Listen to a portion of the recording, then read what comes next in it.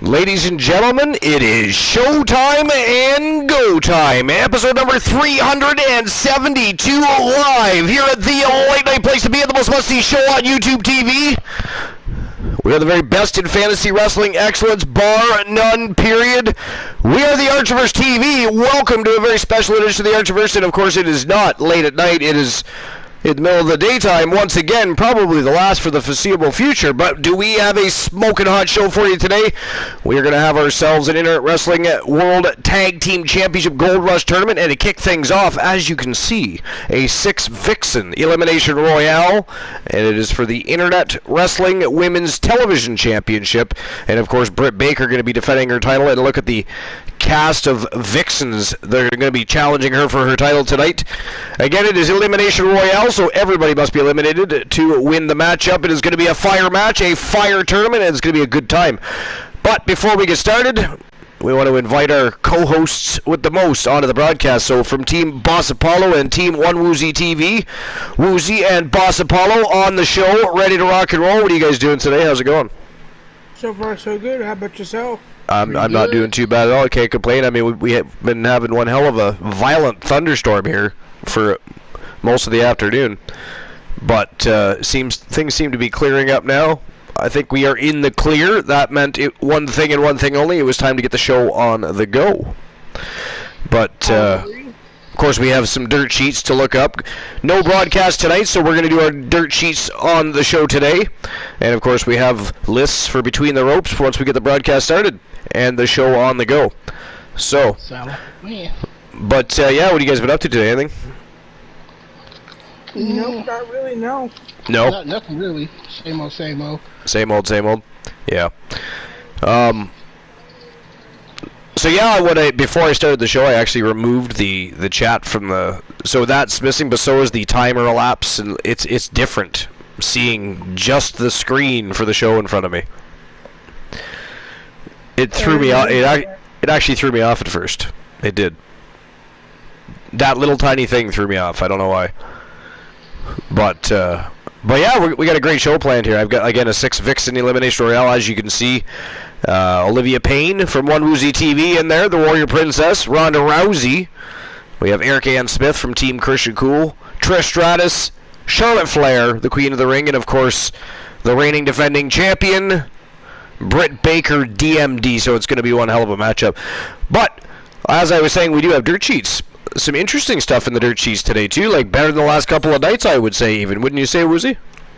I would say, yeah. It's crazy. Things are blowing up. The first thing I see, and of course we talked about just before we went live on the air, was that WWE's making a big change for WWE draft plans. And that is a WrestlingHeadlines.com article.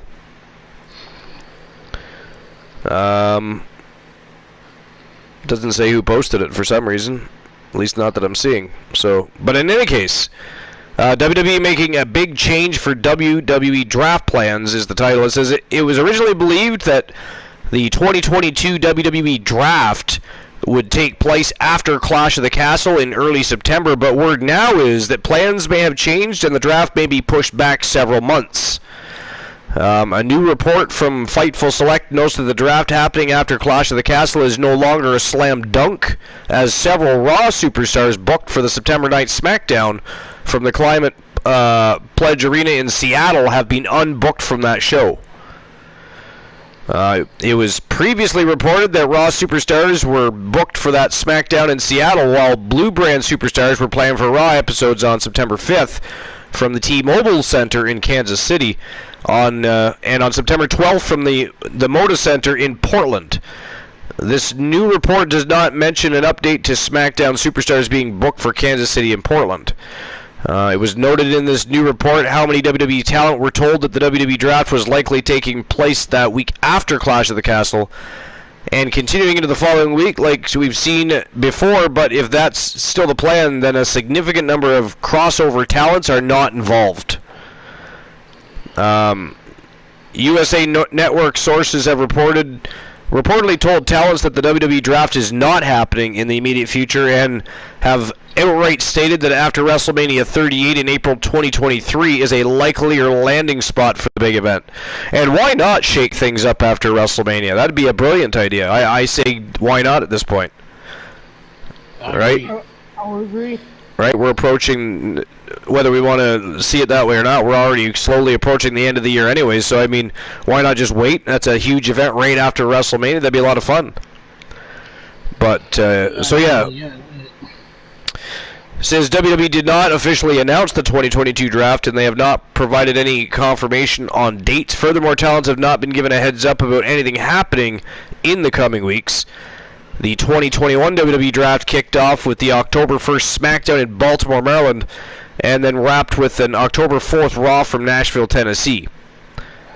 And other than that, it just says stay tuned for more information. But really, is there a need for a draft immediately when you're still introducing new talent to the shows and you've still got some crossover talent that have to make their way to the show? There's definitely big reasons to wait. But I think it's a good thing, and I think it'll make the draft that much bigger when it happens. Have it after WrestleMania. That's fantastic. Maybe after, not right after WrestleMania. Wait, do your WrestleMania Backlash show and then do the draft. I would agree with you on that. Right, that's what I would do. I would wait till after the WrestleMania Backlash show. Look at us. In our seasons of the Archiverse, we don't plan any future rivalries or matchups until after we have our shows. Like, we always have our after stream preview week, basically, is, you know, after a big show, there's always, you know, an equally, or not equally as big, but we always have a big show on Wrestle Wars and Starrcade. And when it was still in existence, Wrestle Kingdom and Warzone. Now down to just, of course, Starrcade and Wrestle Wars. But, and speaking of which, tomorrow night, 10:30 p.m. Eastern Standard Time, the Wrestle Wars episode will kick off at over on Twitch TV. For anybody that wants to, anybody that's watching here on YouTube and wants to join us over in the land of Twitch, it is twitch.tv/The Archiverse, and we're going to have a fire show. We plan on having, sorry, go ahead. I just found another article, but I'll wait till you're done. I'll wait till you're done with it. No, I was just going to say that Wrestle Wars is going to be a great show. We're back on the road to Fall Brawl, so we're going to be seeing a lot of intense rivalries heating up and adding more fuel to the fiery feuds that already exist. It's going to be a fun week because Fall Brawl is not too far away now. No, it is not. It is not. So yeah, I found an article saying WWE may be done with wrestlers' name changes. Good, because there's no, especially Cody Rhodes is a perfect example. Now, his name was always Cody Rhodes, but the American Nightmare gimmick is what sold him, is what built him and made him. And when you've already got a wrestler that's made him a name for himself and finally gets to break into the business, and then suddenly you change his name, well, guess what? That also changes searches on internet, social, you know what I mean? Social media platforms, like, it changes so much until people figure it, okay, so he's in WWE. You know what I mean? Like, it changes a lot, and it just is silly. Like, when they changed Pete Dunne's name, he was already a household name, and now you're changing his name. Walter being changed to Gunther. I mean, Pete Dunne to Butch. Right? Yeah, Pete Dunne to Butch. I mean, it's just silly. Stop changing names. And you know, Braun Breaker should also be a Steiner, by the way. Mhm. Just saying. Just throwing that out there. Braun Breaker should be a Steiner. I mean, the man looks like Rick Steiner with the voice of Scott Steiner. It's interesting. And look how great a shape that guy's in, and he's only going to fill out and get bigger as time goes. I completely agree. Yep. And, yeah, I mean, he's very talented, too. He's very talented. You can tell he's a Steiner. Steiners were great wrestlers. Before Big Papa Pump just turned into a brawler, much like Stone Cold and everybody else, he was a great wrestler. The Steiner brothers were an amazing tag team. So yeah, it says here that the big news in the last 24 hours has been the return of Johnny Gargano to WWE as he showed up on Monday's episode of Raw Secret promo. Which I predicted, by the way. Thank you very much. As soon as I saw him go to Impact Wrestling to support his friend, after they had just done a crossover with Mickie James coming into the Royal Rumble as an Impact Women's Champion, I knew that was just gearing him up to make a return. It was to throw us off. Oh, maybe he's signing with Impact. Well, I knew he wasn't signing with Impact. I knew exactly what was going on there, and I was right. Thank you very much. Hold the applause. Just tossed $100 bills is fine. Thank you.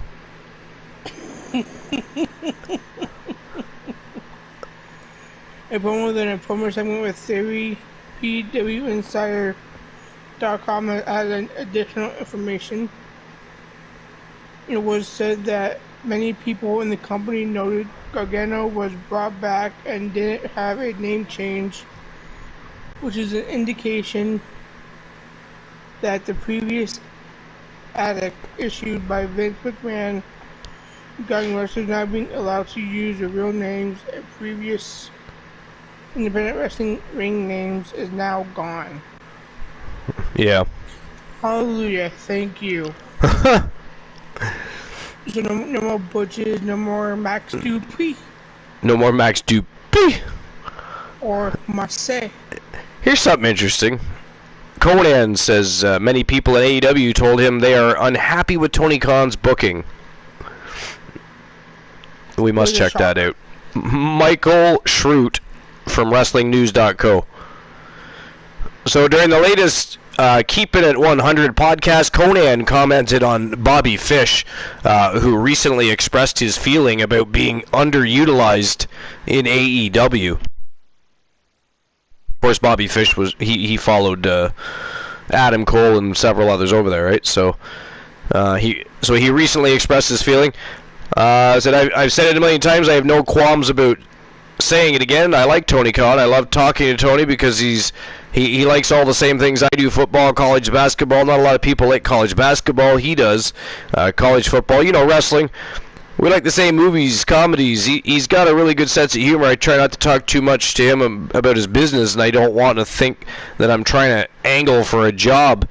But I can tell you this, bro, the last few times I've been to, I remember one day, and I won't even say who the wrestler was, a very good friend of mine. I was backstage in AEW, this was probably a year ago, and there were a lot of WWE guys coming in, and a lot of new people coming in, and it was the first time the originals were being shoved to the side, because you can imagine how people like Sonny Kiss and Joey Janela and all these guys that were there at the beginning, and you don't really see much of them anymore, are feeling when all these other people are coming in.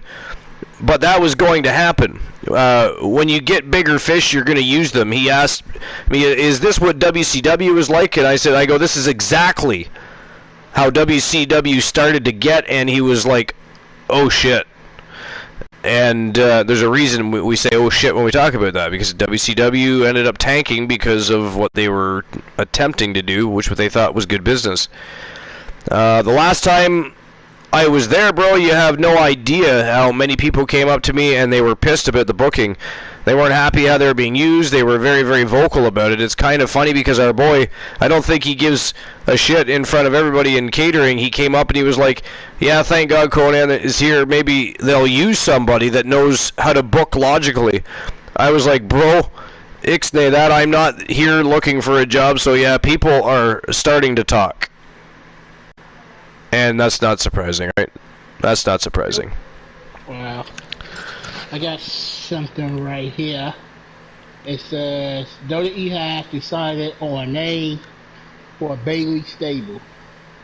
On Tuesday, August 17th, WWE, first it was posted by Wrestling Inc. by Paul Davis. Yeah. On Tuesday, August 17th, WWE filed for a trademark for damage control. This appeared for the name Bayley's new stable with Dakota Kai and Io Shirai. I think that's the name. Io Sky, yeah. It used to be Io Shirai. Okay, yeah, you're right, yeah. This group has been dipping control reference in their social media posts since they formed at SummerSlam on Tuesday. morning, Bailey made a Diamond Control reference on Twitter. Bailey, Sky, and Kai appeared last night on Friday Night SmackDown during the Women's Tag Team Tournament match that featured Toxic, Gail, JC Jane against Natalia, and Sonya Deville. Yeah, Sonya Deville. Yeah. The trademark is full of states that is for the following. So I guess a trademark means nobody can use that name, right? They own that name. That means they own that name. What's that? I said so. When WWE trademark that name, that means WWE own it. Oh yeah, exactly, yeah. Well, if WWE files a trademark for it, it's theirs. Okay, I know they own. Don't they own somebody else's real name? I think it's a wrestler. They own his real name. I forgot who it was. John Cena, maybe. Was it John Cena? I think it was John. Yeah, John Cena. Yeah, it was John Cena. I don't know what John Cena probably has a lot of his own copyrights by now. Like, I'm sure he has some control over his name, and well, considering it is his name too, right? So, but I didn't know they could own your. I know they could company like if you was famous and they could put a trademark on your name. I knew they could do that. Or have the rights to do that. But that's all for that one. For wrestling. Yeah. Here's something. Nikita Lyons shuts down recent WWE SmackDown rumor. what? I didn't even know there was a rumor. Yeah, apparently there is. Wait, oh, all right. Well, what are they talking about there? It says here WWE NXT 2.0 superstar Nikita Lyons recently reacted to claims that she couldn't get into Canada for WWE SmackDown due to her vaccination status. Okay. That's interesting. Mm-hmm. And what is it? Does it go on? Does it say anything else? Yeah, it keeps going. Reports have indicated that Lyons couldn't get into Canada due to her lack of vaccinations against the pandemic virus. Toxic Attraction will end up taking the place of Lyons and Zoe Stark in the women's tag team title tournament and winning the match against Natalia and Sonya Deville. Taking to Twitter, Lyons reacted to a fan who asked if she wasn't on the show due to her vaccination status against the pandemic virus. Yes, it didn't have anything to do with the vaccine. One day I may do a live on Instagram or something and share. I hope you have a blessed night. Lyons revealed. Interesting. So a mashup of information. Okay. Yeah, but it continues though. Oh, it does? Okay, go ahead. It says Nikita Lyons, WWE SmackDown. I'm not going to know whether Lyons is telling the truth or not anytime soon. If it is true that she can get into Canada for this reason, then it is interesting that WWE would even book her for the tournament quarterfinal.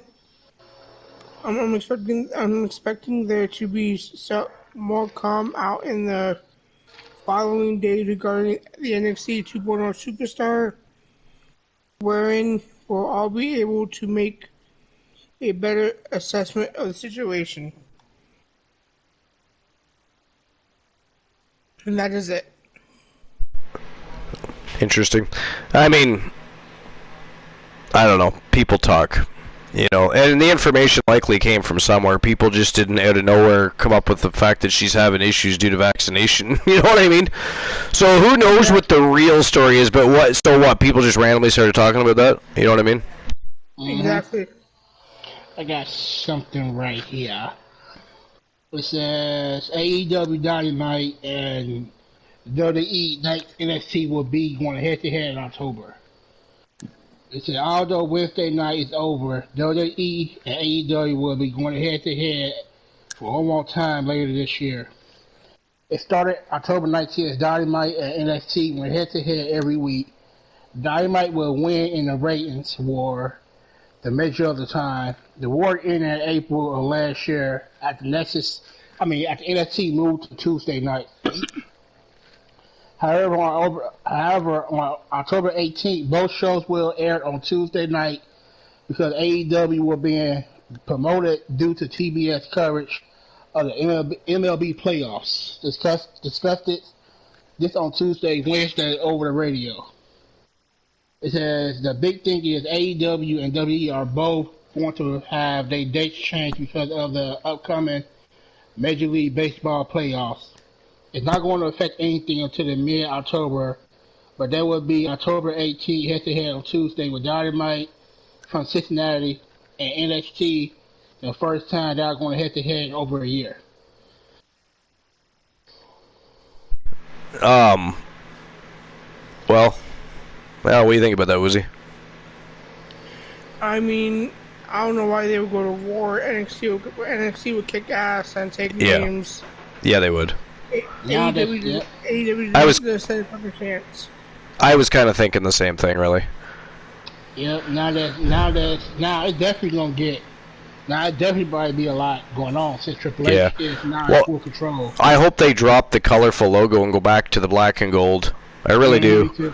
You know what I mean? If they don't, whatever. I accept that we have a colorful show now, but because at least the product is going to change. But I would really like to see them go back to the black and gold. Is Regal still the manager over there, or he done? No, over there? Regal is in AEW right now. So yeah, who? Who is? Regal? Oh yeah, William Regal. Well, I mean, he was released by WWE. I believe it was actually a situation where his contract was going to be up anyway. So, but technically he was released. But let's be honest, he'll be back at some point. Yeah. Oh yeah. Especially now that NXT's going back to the roots, that will pull at his heartstrings big time, and he'll eventually want to go back. But so here's something interesting. Sportskeeda by Rohit Nath. It's Edge announces plans for his retirement match after Raw goes off the air. So on the latest episode of Raw, Edge wrestled his first match in the hometown of Toronto. He defeated Damian Priest in a solid main event before being saved by his wife Beth Phoenix from a beatdown. Post-Raw, he announced when he plans to retire and how he wants to go out. For the Rated R superstar, going out on his own terms is crucial. In 2011, he was unable to do so as his career was cut short by that injury that would keep him out for nearly 9 long years. His return has been nothing short of miraculous as he headlined WrestleMania, had classics against the likes of Seth Rollins, Randy Orton, and others. Edge cut a promo after the main event went off the air and revealed that he intends to return to Toronto next year for his retirement match. Thus, 2023 is likely going to be when he officially calls it quits. So Edge turns, yeah. So well, he's a few years older than I am. He's 4 years older than I am, to be exact. Why do I have to keep reopening this damn thing? So Edge will turn 49 in a little over 2 months. So assuming WWE returns to Toronto around the same time frame next year, his retirement will happen right before he turns 50. All right, that's not a bad age to go out, and he's still in good shape. So. So he's going to retire on his hometown, right? That was where he going to retire from, his last match, so to speak. Well, in Toronto next year. Okay. So this time next year, he plans to retire. Hopefully, he go out with a bang, like yeah. Well, I would even like to see him win a title of some sort before he goes. I don't even care which one it is, and have a small run and create some good angles and storylines with that, and obviously lose it before he goes out, maybe, or have him retire champion. Who cares? But give somebody a push, like have somebody come in. I'm excited about NXT Europe, and I hope it is the return. And I understand it would be an NXT title, but I hope it's the return of the European Championship. Mm-hmm. And because that could spawn an actual European championship, because obviously European superstars aren't just going to stay in NXT Europe, they're going to eventually go to Raw or SmackDown, right? So I would love to see them bring back the European championship. Love it. Some great people held that. British Bulldog, you know what I mean? Jeff Hardy, some great people held that title. So the one in Europe, is they connected with the one down in America, right? Is they connected, or did they all like little No, NXT is all owned by WWE. It's just they were NXT UK, but apparently NXT UK isn't doing so well anymore. It's run stale, so they're expanding to NXT Europe. Oh, okay. Which they can. The UK, I believe, is part of the European Union, are they not? Mm-hmm. Yeah. Yes. Yeah. So. That'd be interesting. Yeah, well, I think it's exciting stuff. Why don't Walter's excited specifically? Or, sorry, Gunther. You know. Do you think they'll ever bring back the Hardcore Championship? I hope not. Unless they're going to utilize it right, man. Like, seriously, the Hardcore Championship turned into as big of a joke as the 24/7 title. As a matter of fact, the 24/7 title is the Hardcore title, or how it ended up, just less violent. Yeah. Oh yeah. Yeah, you're right. Cause anywhere, anytime, you can win the Hardcore Championship. Yeah. I hated that. To me, I think that when he brought it in, I thought it was a joke. Like, you can win anywhere, a grocery store. Like, I don't get that gimmick of the 24/7 championship. Yeah. Identity revealed for the man taken away by police during WWE Raw. This is from 3 hours ago. Andrew Ravens, WrestlingNews.co. Dexter Lumis was back on WWE Monday Night Raw this week, where chaos broke out at ringside, but there was a swerve. Throughout the night, there was a riot. Police in the building looking for Lumis. During the tag team bout that saw AJ Styles and Bobby Lashley team against The Miz and Tommaso Ciampa, someone tried to jump the barricade but was taken away by security. Moments later, Lumis was able to get around to the other side of the ringside while dressed as a riot police officer, put Miz in a chokehold before dragging him away through the crowd. We already knew he kidnapped The Miz. The first man taken away was dressed in all black. The local competitor noted on Twitter that the man who went after Styles was, I'm going to say, Rajan Husher, who trains at Battle Arts Academy. So it looks like somebody might be getting a wee bit of a push. The wrestling school opened in December 2013 and hosts monthly shows at Don Koloff Arena in Mississauga, Ontario, Canada. I've never even heard of it. Battle Arts Academy, interesting.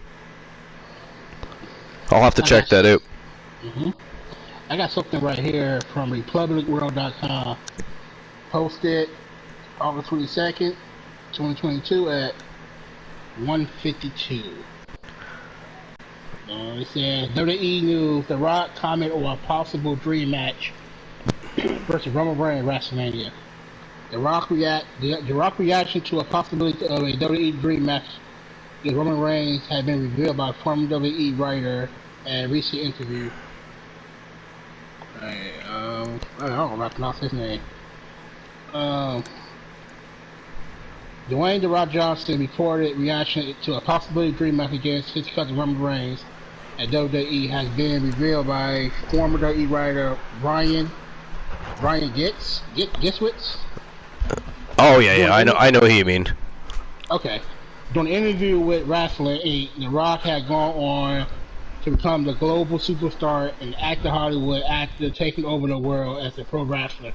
A scene in the beloved NXT sitcom Young Rock shows Reigns as a kid trying to wrestle The Rock, which indicate a teaser for a dream matchup. Really? Speaking to Wrestling Inc., what are they talking about? So they talking about a real match that's supposed to happen between them two? I mean, it kind of sounds that way, but I'm not entirely sure.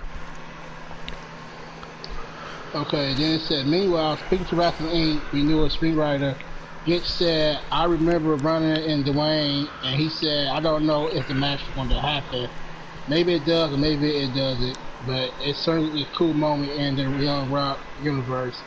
If it does happen, then you know the little chip is going to be in a big video package. Yeah. It work either way. That's how I see it. Because yeah, so I think it do have. I think it's gonna be like a big headline at WrestleMania. Yeah, maybe. Yep. But how you think that, like, how they would, like, if that do happen, right? Do you think that they would put him, he try to take over the table, or Who, The Rock? Yeah.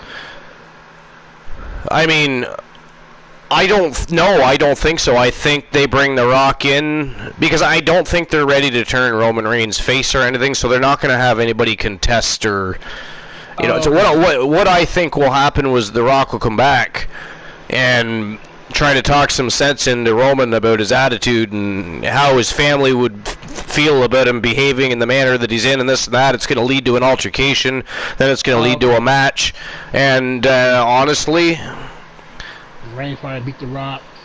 I don't know. They didn't let Cena beat The Rock. Yeah, that's true. Yeah.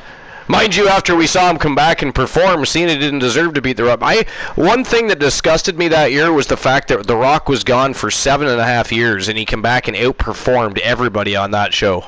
He did, yep. And the reason that annoyed me was that shows you the lackluster efforts that were being put into matches, booking, and everything at that point, because people were just, like, for somebody to... No, don't get me wrong, it's in The Rock's blood. It is, yeah. Right? He's a Samoan dynasty wrestler. He is a royalty. So it's in his genes. It's in his blood. I get that. Don't get me wrong. I understand that. But still, he didn't miss a beat. Like, he was all over John Cena. And John Cena doesn't put people over that well. You know what I mean? So it was just flat out. The Rock was in great shape. He was ring ready. So... Like that match was like he was like his old self. Yeah. But whatever. But anyways, do we have anything else dirt sheet wise, or should we get into between the ropes? Yeah, I think we should. All right, so we'll get the show on the go.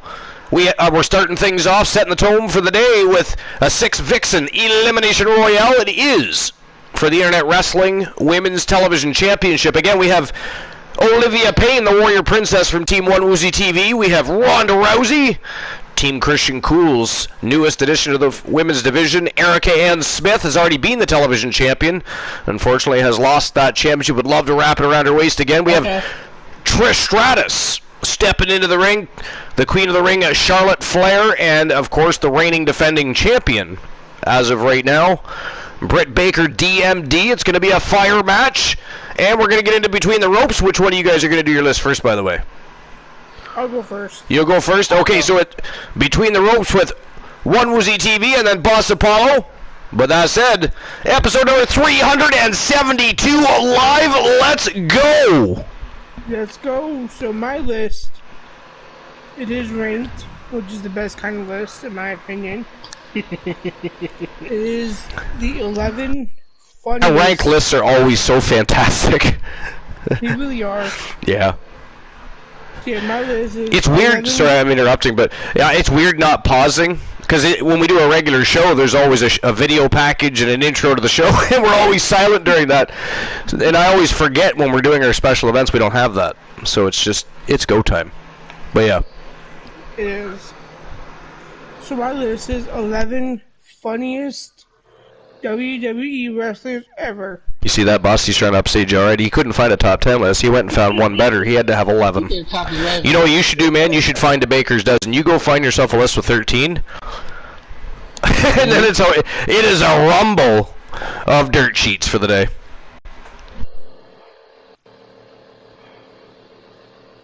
So coming in number 10, we've got the Hurricane. Oh yeah, he was. Oh, I always loved the Hurricane, I'll be honest. Me too. I did too. He didn't even give a crap that it was a comic book themed character, you know, and the only thing that did bother me was the whole Rosie thing. Thank God he became Umaga.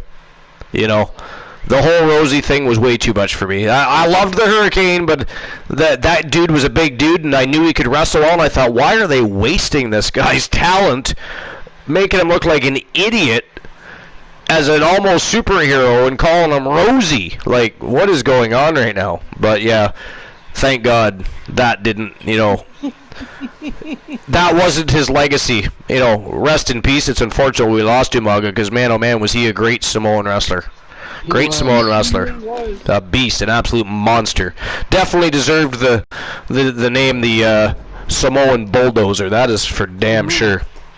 Yeah, he did. I agree. Yeah, I saw he's like the Samoan Bulldozer. I'm sorry when I would say that. Umaga was awesome. Yes, he was. It says here in WCW as one of half of 3 counts, Shane Helms was able to be goofy playing a teen heartthrob. When he donned the cape and cowl of the Hurricane, that's what donned. Donned.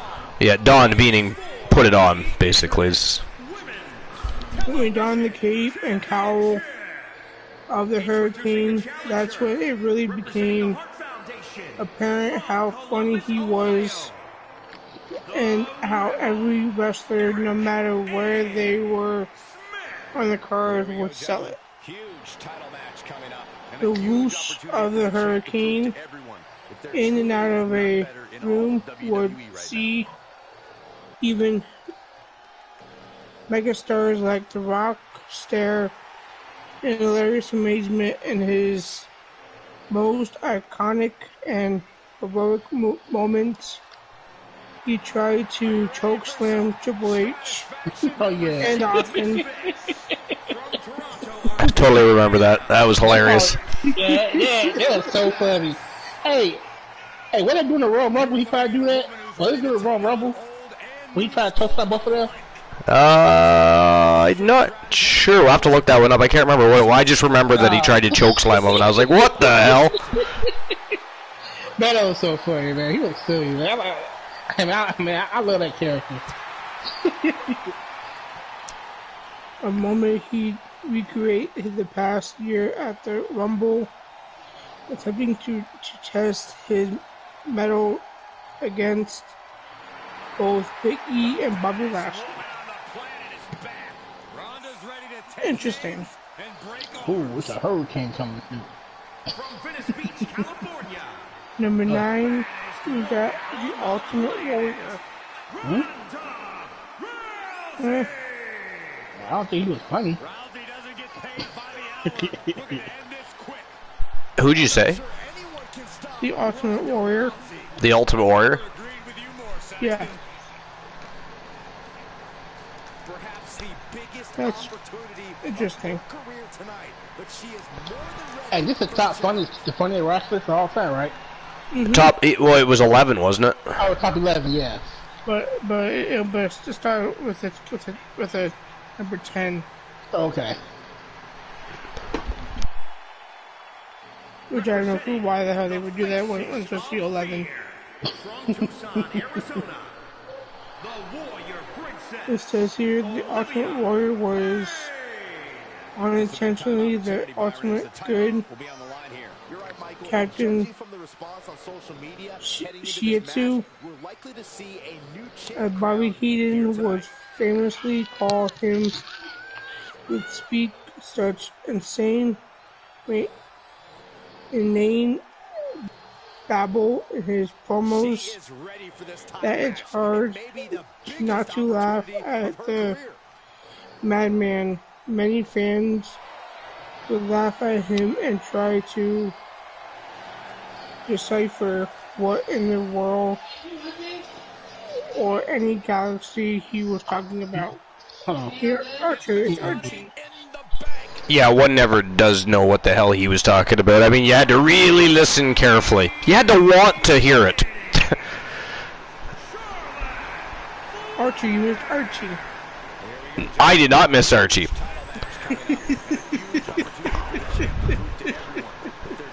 purposely didn't watch Archie. Archie shouldn't be trapped in a bag being mistreated.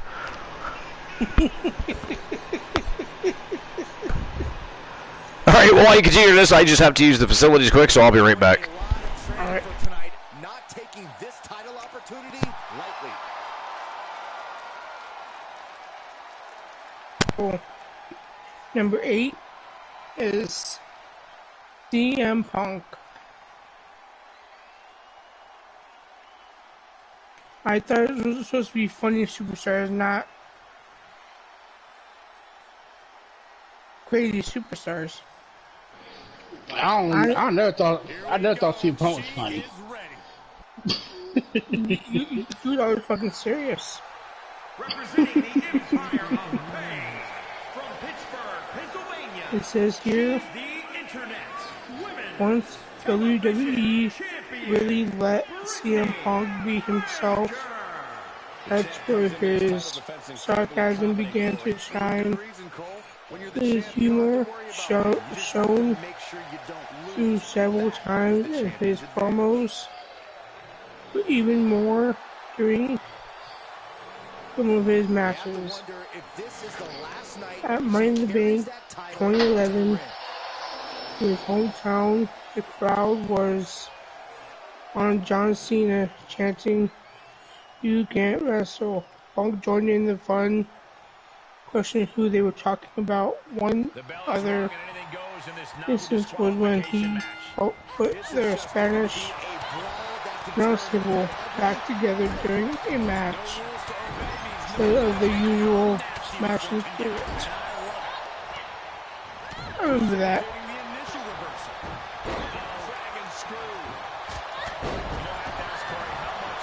And number 7, Mick Foley. Okay. Yeah, so I wonder what character they're talking about. What was that, boss? I said I wonder what character they talk about and he was funny. All his characters was funny. I know Nick Hyde was funny. That is true. It was here for years. Mick Foley was known as the Savage Little Texas Jack. He is more known for his violence and his screaming. However, in ECW, the real Mick Foley started to show how funny he was, thanks to his hardcore promos and final strut out of the promotion. After a few years in WWE, he began to show that side as well, going for the cheap pop from the crowds and laughing with former rival Triple H about the snot coming out of Angle's nose. Foley had no issue with being the butt of the joke in order to make the WWE Universe smile. She slips outside. What has she got in mind? Leg drop. It's effective. Number 6 is Kurt Angle. In wrestling, some superstars take themselves far too seriously, and one might assume that an Olympic gold medalist would do the same, but despite being an absolute machine in the ring, Kurt Angle knows how to have a sense of humor too. He was unsatisfied, no, he was unafraid to be foolish, such as teaming up with Edge and Christian as part of a Jugman, mocking HBK's theme song, or the infamous Milk Bash. But he also wouldn't. Hang on one second. Also wouldn't mind being the butt of the joke either. wearing a tiny cowboy hat. Okay, I've returned. Welcome back. Stone Cold gave him or reading silly signs with Edge. It was clear Angle also had Olympic-sized sense of humor as well.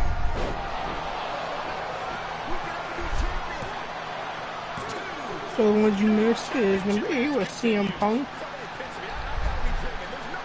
CM Punk? Yes, number 7 was. You have to speak up a little bit. You're really low. My mom's sleeping, so I'm trying not to be too loud. Oh, gotcha. So number 7 was Mick Foley, and number 6 is Kurt Angle. Kurt Angle, okay. Number 5 is The Rock. At number 5. Yeah. Interesting. It says here when he began as the fresh-faced babyface Rocky Malavia, The Rock looked kind of funny, but when he started talking trash and being himself as The Rock, that's when he became the most electrifying man in sport entertainment. From the new classic eye roll meme, the pie-eating, trash-talking, eyebrow-raising, people's champion, no topic or insult was off limits for The Rock, and the crowd ate up every minute of it. Yeah, they always eat up everything he says and does. It's hilarious. He can come out as a face and be a heel by the end of his promo. Oh yeah. You know what I mean? He's so talented on the microphone and in the ring. And number 4, there is no question that they belong on this list. Edge and Christian. With the 5-second pose. It says here the early 90s has Bill and Ted and Kenny and Stimpy. Mid-90s was... Looks like Trish Stratus was just eliminated, so we are down to 5 members of the Elimination Royale here. Just for a quick update. And the mid-90s was Beavis and Butthead and Wayne and Garth. Edge and Christian followed suit in the late 90s as being a completely idiotic duo to get a laugh. The duo of awesomeness was able to get the Kazoo over somehow. Wow, Charlotte Flair just got eliminated as well, tapped out. We are down to 4 now. And the left duo of awesomeness was able to get Toy Kazoo over somehow just by ridiculously playing other wrestlers' theme songs. But when Home of Vampires started doing the President pose, that's when the duo's sense of humor began to reveal itself. And number 3, we've got Rowdy Roddy Piper. Rowdy Roddy Piper.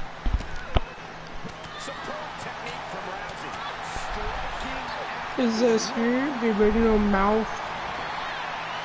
The original mouth, the roar. That roar, Roddy Piper had no filter, and it usually was always good for a laugh. Yeah. At very least, yeah. For many that haven't seen the Piper Spit sequence. Wow, Ronda Rousey's been eliminated.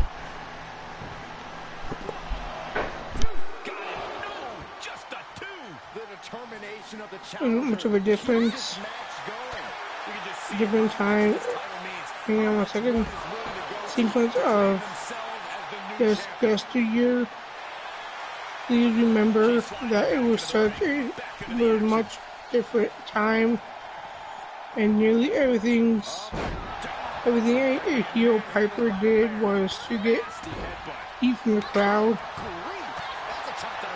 But so many of his one-liners became iconic and hysterical.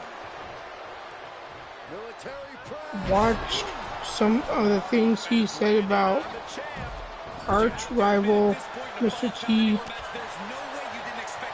Give him the phone.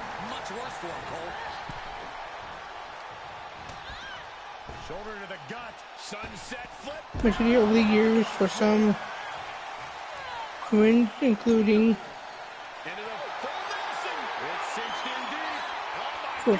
for funny bits.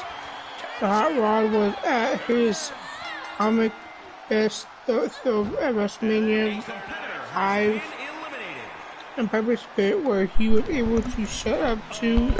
Just for an update, Olivia Payne has been eliminated. We are down to 2. It is down to between the reigning defending champion and Erica Ann Smith from Team Christian Cool. To the throne, Morton Downey and Brother Love. Oh, I always hated Brother Love. I know a lot of people liked him, but I did not. I despised that guy. I despise that guy. And wasn't Brother Love Bruce Pritchard?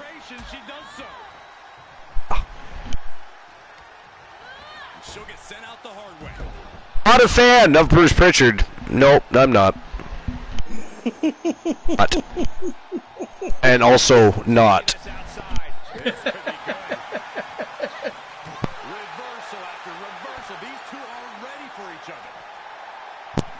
Okay, number 2, I would agree with this as well. Santino Marella. I loved Santino Marella. I thought he was awesome. I thought it was cool how he came in and immediately wins the Intercontinental title. Again, the whole thing was kind of fun. And he was actually quite gifted in the ring, too. It's too bad he became a comedy sideshow. But, yeah, I thought... I don't understand how they couldn't have found him at least a tag partner. And, you know what I mean? Like there was things that Santino Marella could have done, but... They tried when they teach it with Vladimir Klosov. Yeah.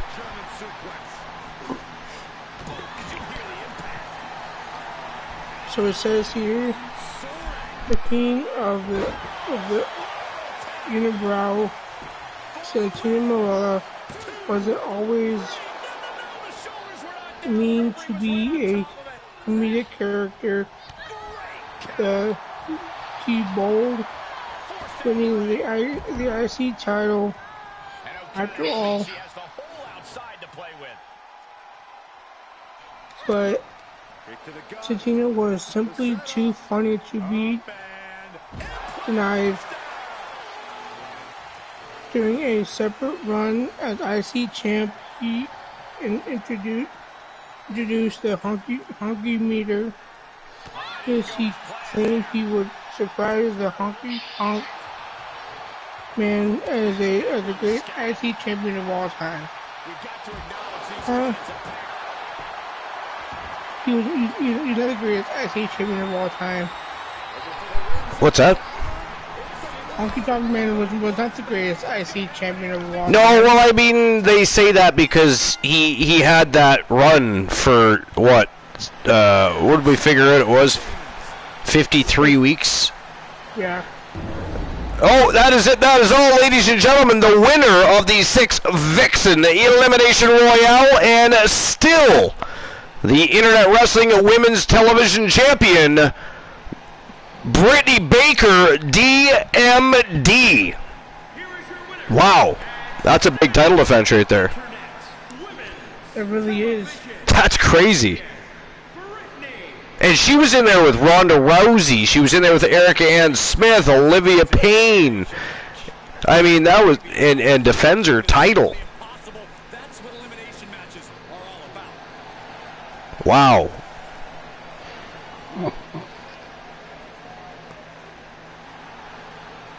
And number 1, hang on a second.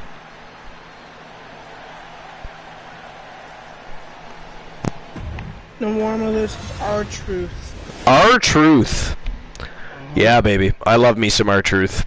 I don't care what he's doing. If somebody was to call me and say, "Yo, R-Truth," I would actually change the channel to watch R-Truth. Honestly, I've always loved R-Truth. Oh, I did too. Yeah. Me too. It says here there isn't a single situation that happens in the WWE that R-Truth can't get a laugh out of. Truth can get pretty much any superstar to break character. Just watch him on Raw Talk, chatting with Shayna Baszler about the fish and catering, or how Bugs Bunny stole the 24/7 title. Truth also hosts the wildest game show on the network. Only word for that matter, there is literally nothing he can't get a laugh out of. Remember Little Jimmy? Hell Oh my yeah. God. I loved the whole Little Jimmy thing. That was hilarious. I did too. It Yeah. was. Yeah, R-Truth is awesome. So And that concludes my list for the day.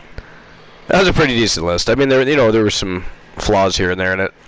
Oh Yeah, 'cause I like though he changed his life. He changed his whole. Truth changed his whole life around. Getting out of prison and changed Yep. his whole life around. Yeah. So Booker T, Yep, he did. Booker T did. Yep. Yeah, because he went to jail for armed robbery. Yep, he did. Yep. So yeah, for sure. It's a lot of rappers that turn their lives around when they start rapping. The business saved their lives. Yeah, we always talk about the ones that ruined their lives, but we never talk about the ones that actually saved their lives. Yep, they did. Yep. All right, so before we get any further into discussion, the next match of the night is, of course, the first match in the quarterfinals for the Internet World Tag Team Championship Gold Rush Tournament. And we have one hell of a cast here. We have the Wolfpack. We have, of course, Poindexter from Team Froggy Moth Legs and teaming up with his partner in crime. Well, we still don't know who the hell it is, but he goes by Doc Brown, and we now have Poindexter dressing as Marty McFly, so it is Marty McFly and Doc Brown taking on the Outsiders, Kevin Nash and Scott Hall. We have the Anarchists from Team Kraken Skulls, the Nightmare Damien and Little Joey Nightmare taking on the Brothers of Destruction, Kane and The Undertaker. Let me tell you something, that match right there is going to be fire, folks. Fire. I'm actually looking forward to that matchup. Next in the quarterfinals, it is the Public Enemy, Demon Razor. And, what is his name now? The Dragon Eddie Terror. The Dragon Eddie Terror, yes. Formerly known as Leo King, underwent a name change late in the hours before the broadcast, actually. So we're just still getting used to. We want to make sure we get it right, and of course his fellow teammate, of course, knows his name very well. So the Dragon Eddie D. Terror and Demon Razor taking on, they are the Public Enemy taking on the Steiner brothers, Big Papa Pump Scott Steiner and the Gremlin Face, sorry, the Dog Face Gremlin. I almost said the Gremlin Face Dog. He's got a new name, folks, only at the Archiverse, where we rename everyone and everybody in the world of professional wrestling. Me especially. Yeah, Woozy's had lots of name changes. A lot of name changes. So the Dog Face Gremlin, Rick Steiner. And last but not least, it is RK Bro, Randy Orton, and Riddle taking on Team The Turret Man and Team Complete Geek TV. Together they are Demolition, The Terror Johnny Braddock, and Cyborg Adam Colossus. So it is going to be one hell of a tournament. And of course the reigning defending champions, the primetime players, JR Jack and the great Champ Jackson, waiting on the sidelines to see who they're going to be facing. But that said, we're going to get the show on the go right now. Get the first match in the quarterfinals underway. It is showtime and go time. Let's go. Let's go. Let's go. All right. So we can't bet because we do not have the capability of utilizing a poll that I'm aware of. At least I don't know how to do so. Yo, Bucket Phenom's in the house. Welcome in, Bucket Phenom. And by the way, Buck and Fina, man oh man, is Tyler Bronco on a roll or what? Good God Almighty, he is now a champion in the YouTube Development League. 4-0 over in the YouTube Development League he is. 2-2 in streams. He is rocking and rolling. Yes, he is. Rocking and rolling. I think he's actually become everybody's favorite new superstar. Yeah, he was very impressive last night in the tournament. Yeah, everybody was rooting for him. For a while, it looked like he might even actually make it through to the championship final. It was amazing. It was amazing. So, good. It was a good night last night. Great show. A lot of fun as always. A lot of great people showed up. Eventually, that same following will happen here at the Shark Tank. But, you know, if you want viewers, you have to have shows. And of course, as of this Saturday, we will have our weekly show. It's still up in the air what the name is going to be. We still have time. Don't you dare patronize me. We have time. But it is coming. This Saturday, 10:30 p.m. Eastern Standard Time, when we go live on YouTube for the very first episode of whatever the name of the show is going to be. Which will, of course, be episode number 375 live here at the Archiverse TV.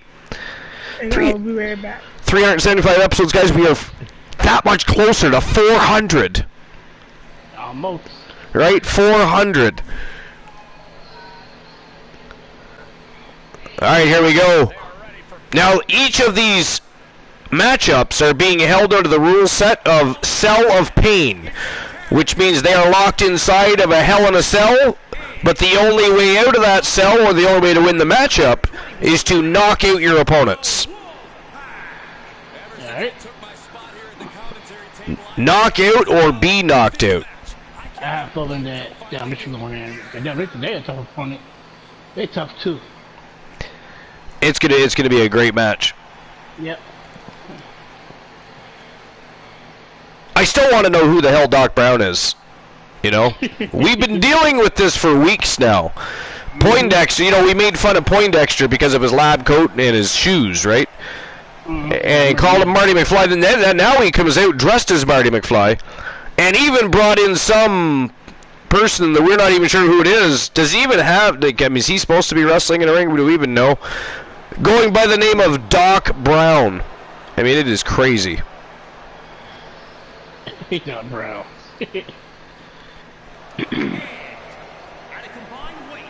Well, that's interesting for many reasons. Yeah, it is.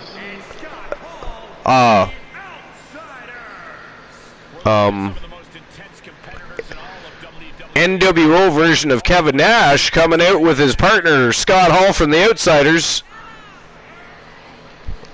Was there only 2 members on the Outsiders, or was there more members? The Outsiders? No, it was just Scott Hall and Kevin Nash. Okay. But that was pre-NWO, of course. Now they were always the Outsiders or the NWO Red and Black, you know, when they were tag teaming, but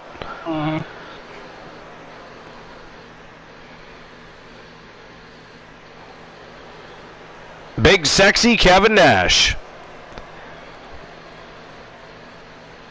and Scott Hall, the Outsiders. All right, so who do you guys think takes this? Do you think the Wolfpack or the Outsiders? I'm going with the Outsiders. You're going with the Outsiders? No, I take that back. You take that back. You going with the Wolfpack? Yeah. Yeah, so Poindexter. I mean, you can't have. Wait, it's gonna get crazy. They are locked inside that rusty old Hell in a Cell. The only way to win is to knock out your opponents. Poindexter already looking for a toy. Look at that. A baseball bat. Already coming into the ring with a baseball bat is Poindexter. Apparently he's not ready to utilize it yet, though. And Brown with a kendo stick. The Wolfpack already have weapons ready to use in the ring. Of course they do. What we noted was a little bit interesting, Woozy. If you look on the screen, you know, we have Scott Hall dressed in his Outsiders uniform, and for some reason, NWO version of Kevin Nash came out. Yeah, it did. That makes no sense. No. And we'll talk about even more why later.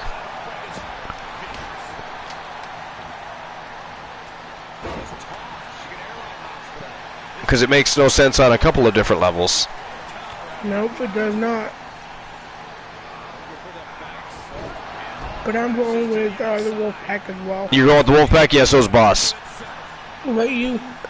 I mean, I want to go with the Wolfpack, but for some reason I feel like the edgier NWO Kevin Nash and Scott Hall are going to take out the Wolfpack here. And right now, Doc Brown getting beaten by a baseball bat repeated, but he keeps getting back up. I mean, he must be related to Poindexter. I mean, Nash bashed him in the skull with a baseball bat more than once. Repeatedly drove it into his body, and he just got up. And he is on the attack. And going upstairs. Look at this big flying elbow drop onto Nash. Wow. And Poindexter and Hall outside the ring going to battle. Look at this. Oh! Poindexter put Scott Hall right through the cell wall. Now, that is a rusty old contraption. It's probably not being held together by much, to be fair. They're going to have to paste that back together before the next match. I'm glad I'm not part of the crew.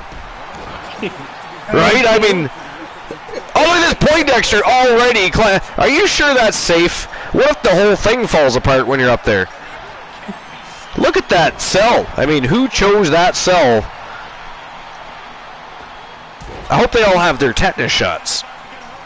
You know, that is a rusty. I mean, how old is that cell? No idea. Just don't walk off with something. Did we borrow that from WCW or something? ECW? Like, where did that come from? By the way, did you guys see the Undertaker Mankind Hell in a Cell match the other day? Yeah, that was good. That was awesome, eh? Undertaker put Mankind through the top of the cell. And then tombstoned his ass.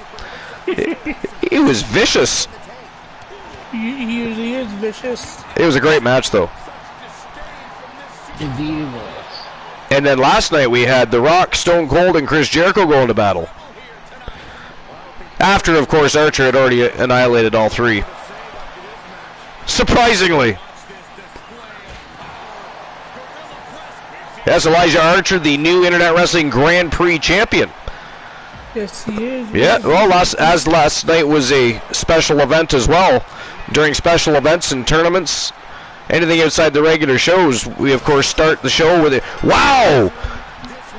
The Wolfpack won already. Knocked out Kevin Nash. Holy shit. Let's see if they show the replay of this. Wait, he did. That was insane. Wow. Right there. Did you see the end part there? Doc Brown threw Nash face first, and that was close to the corner, so that's a hard part of that cell. And I think still put him through it with his face. So no wonder he got knocked out. So congratulations to Team Froggy Mothlegs and the Wolfpack. Dex and Doc. Hey, that could be a new name. Dex and Doc. That's kind of fun. But anyway, we should utilize that. You should. We so should. Dex and Doc. I mean, if they're the ones throwing a guy named Doc Brown out there, and he's coming out dressed like Marty McFly. That shirt says Dex. His name is Doc. Dex and Doc it is. How dare they even suggest otherwise? He on the same outfit. That was phenomenal. I can't believe how fast they beat the Outsiders. What is even happening right now? We would have bet we would have won a big Dude, the entrances took longer than the match. You know what I'm saying? Like, what just happened? I mean, you know, this is the match I've been looking forward to. This has been trending all day on social media. The Anarchists versus the Brothers of Destruction. From Team Kraken Skulls, you have the Nightmare Damien and Little Joey Nightmare teaming up to take on Kane and the Phenom, The Undertaker. This is going to be epic. What do you guys think about? What do you think about this one? This one, I'm going for. I don't know. You know what? I'm going for Antichrist because the Brothers of Destruction. The Antichrists. It's the Anarchists. But that is funny as hell. The Antichrist. Kraken would probably find that very funny. That's what I'm going for. Yeah. The Antichrist. What Nancy were Christ. anarchists? I mean, the anarchists. That's what I'm going for because Yeah. the Brothers of Destruction have been doing good lately. I'll have to let Kraken know we've now renamed his team the Antichrists. Yeah. You always say, fuck yeah. He probably would, yeah. He would definitely find that amusing.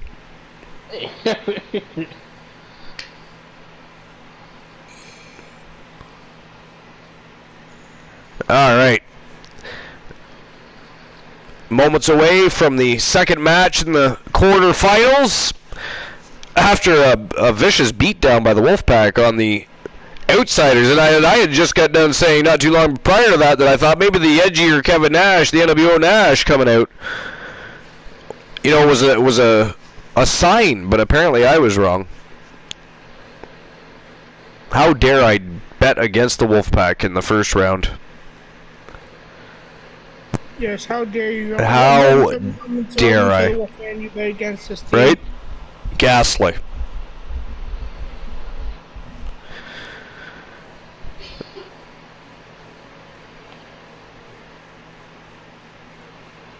Alright, here we go. Matchup number 2. Who's making their way up first? And it looks like it is going to be the Anarchists making their way to the ring first.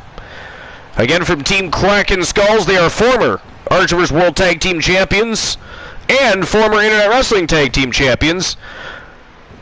The Nightmare Damien and Little Joey Nightmare. Or if you guys know, it's Little Joey and Big Joey. Lil Joey and Big Joey, if you are Nightbreeze / Glenola / DJ / the Wolfman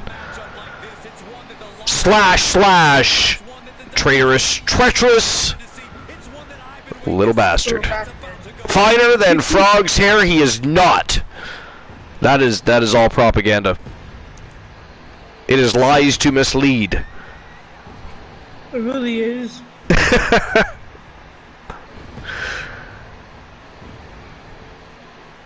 The Anarchists. Or if you had Boss Apollo, it's Antichrist. Or if yes, according to Boss Apollo, they are the Antichrists. Which, I mean, the way they brutalize some of the members of the tag team division is not far off, I would think, but...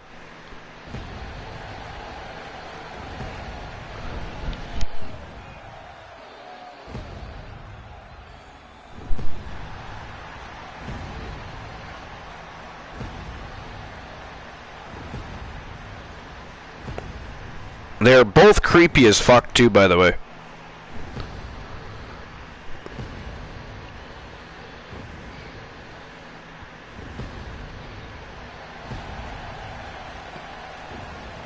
Yes, they are.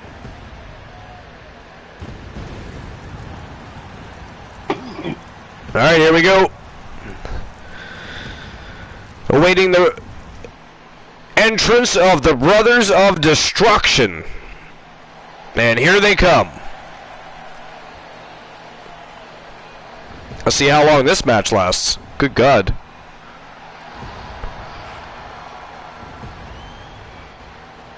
Hopefully longer than the last one. The last one was a shock, wasn't it? Yeah. At a combined weight of 653 pounds, Kane. I mean, you just don't expect a tournament matchup to go that quickly. Hell no. Remember last time? Remember how that one match was? Yeah.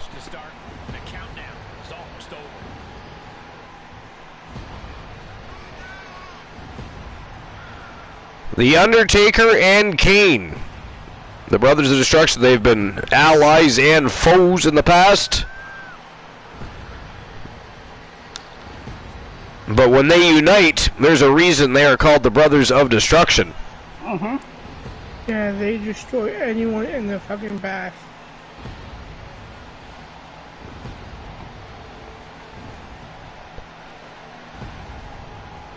Puckett Phenoms, I just noticed his message says here and you're getting no sleep.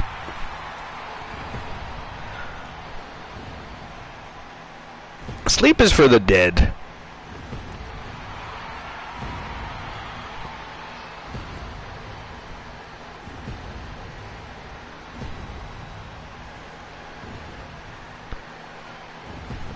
Alright, so you guys are going for the Anarchists, yeah? Yep. I will go with the Brothers of Destruction. Just to have a challenge.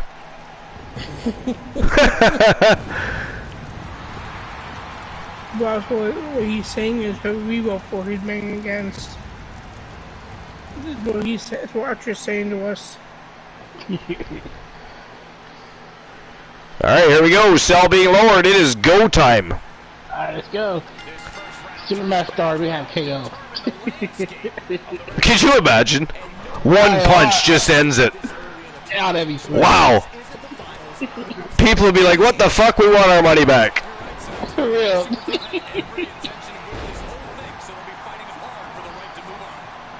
Kane already going outside the ring. Here comes Damien chasing him, I think. No, here comes Little Joey. Little Joey decided he wants Kane going for a weapon already. Throws a baseball bat in the ring, so we've already got a bat in there. Already. Oh, and Undertaker going to make use of... Oh, just missed Damien, who rolled out of the way. That was a explosive corkscrew elbow there by Damien. Did you see that? Took Undertaker right off his feet. Wow, he's already got the Undertaker bleeding. He is playing a tune on the Undertaker's face. My God. Look at this. Oh, I thought he was going to do a running knee drop. Or a running, you know, spear, like a knee spear to the face or something there, but he didn't.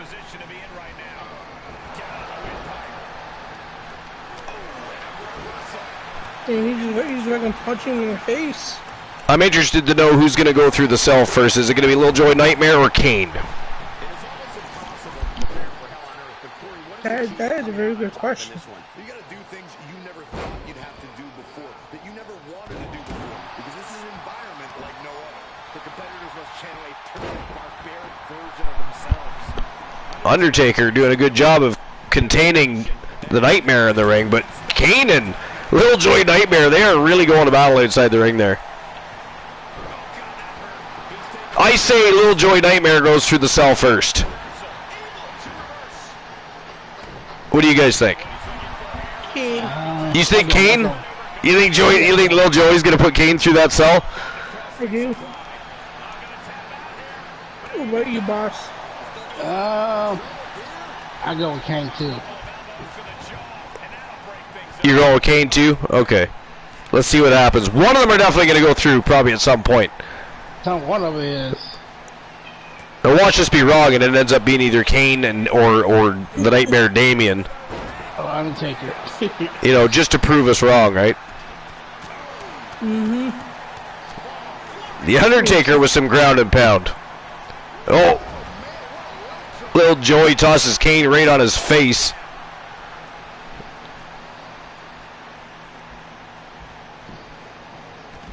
Oh, Kane just about got put through the cell wall there, but he looked like he tripped when he got thrown.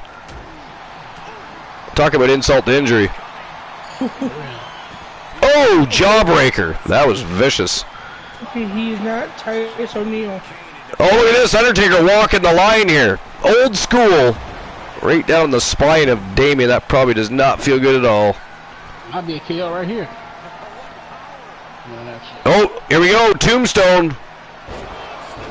Did not knock out the Nightmare. Oh, look at that. The Nightmare got right back to his feet and missed a diving clothesline. Good for him. Clearly so a little woozy. No pun intended. Not taken. Oh, stops Undertaker's face right into the canvas. Savage. Little Joey and Kane still have not got back in the... They just like going to battle outside the ring. They want to brutalize each other out there. There's no steps in the ring, you see. And there, you know, there's padding.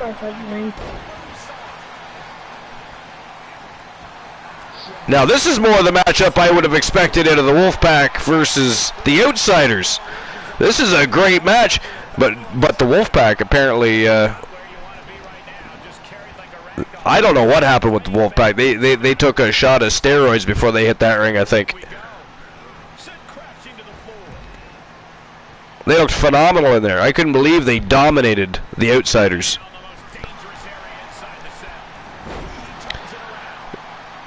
Little Joey evades a big jumping leg drop.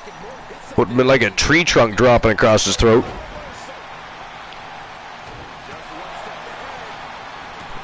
And Kane and Little Joey now in the ring. Undertaker and the Nightmare now outside the ring. They have traded spots.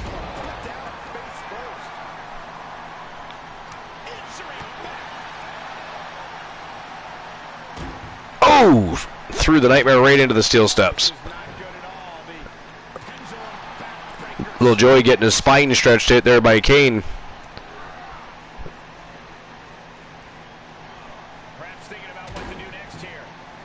Ooh, snake eyes to Little Joey. He's got to be seeing stars by now. I don't even know how he stayed. I mean, he is a little dude. It's like Poindexter, how he takes on the mammoths he does. I don't know. There's something about the little dudes in the Archiverse and in the WCW roster. They're insanely good. Look at this roll up by Little Joey. You can't pin. You can't pin. What were you doing? Cheating. Oh, look at this. Oh! Suplex driver by Little Joey, and Kane still not knocked out. Vicious.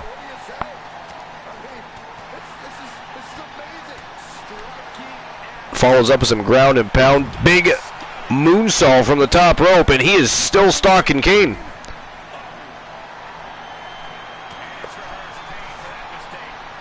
Kane's fighting back now, though. He's had enough of the abuse from Little Joey. Oh, big choke slam coming up.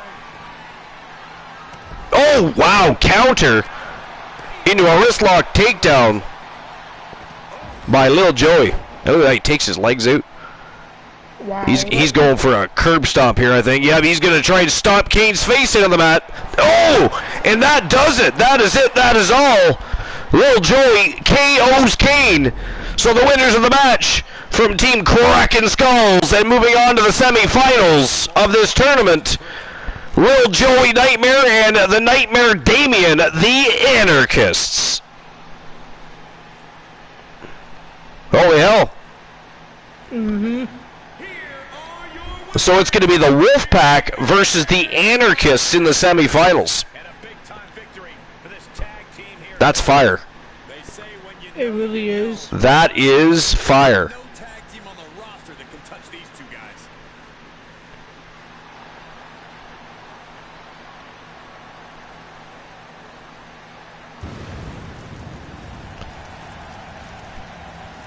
All right.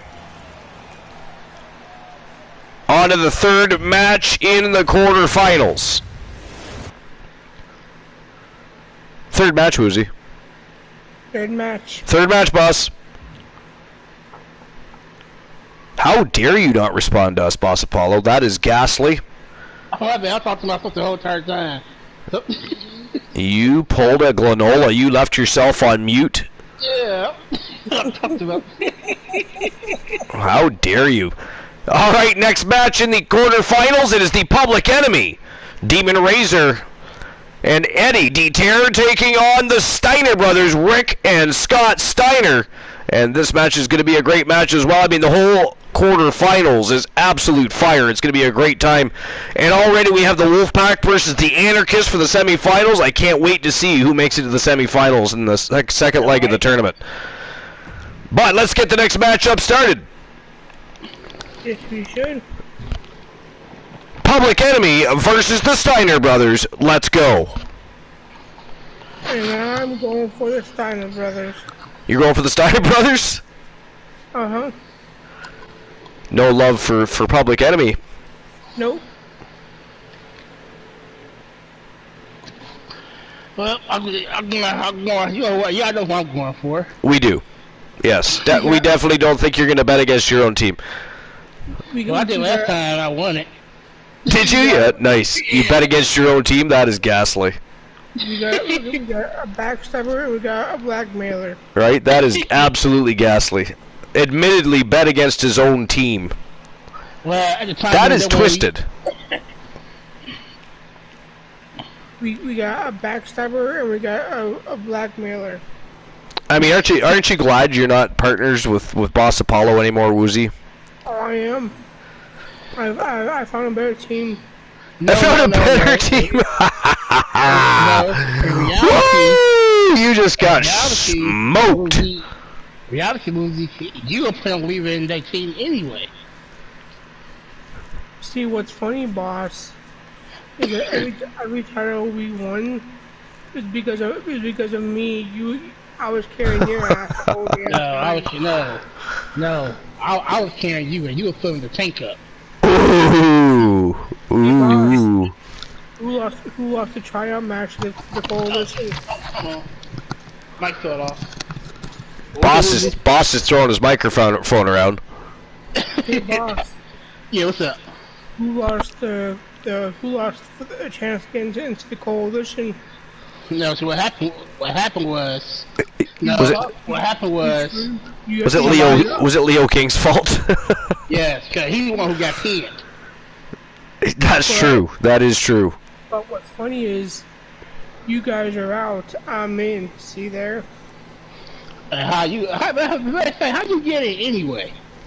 After how'd you get it? Apparently, Boss missed some episodes.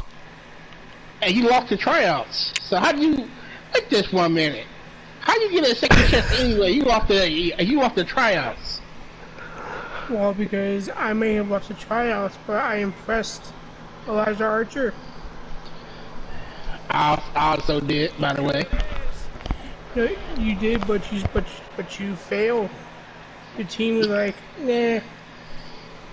But who made it to the finals of the tournament? My team did. but you lost to the circle of all teams. And here comes Public Enemy. The following contest is a tag team. You lost the Exiles. You and your partner was the last one that was pinned. 546 pounds. You know, Eddie D. Terror is quite a large specimen, isn't he? Yeah, he is. Is he as good as Razor, though? That's great. We're going to find out now. I don't think anyone's better than that team. But Woozy, well, the one thing about us is we are growing. We already got 2 new members joining. We already got Titan G joining the Public Enemy, and we got the baddest female. And she is a badass. Face of Fear joining the Public Enemy. She just won a championship. So we are growing. Okay. And Titan G so far is doing pretty good. He won his first match. Angel Terror is the Internet Wrestling Women's Champion. Mm-hmm. So we are growing. Well, we're talking about everyone else. We're talking about Leo King and you. You two combined. My client still holds more titles than you guys ever held. No, I made history. Cause I held 3 belts at one time. Have you ever did that? That's not the point. The point is that That's not the point. Well, you silly, man. Forget that you held 3 titles at one time. That's not part of the conversation. How dare you? He's silly, man. He said that's not the point.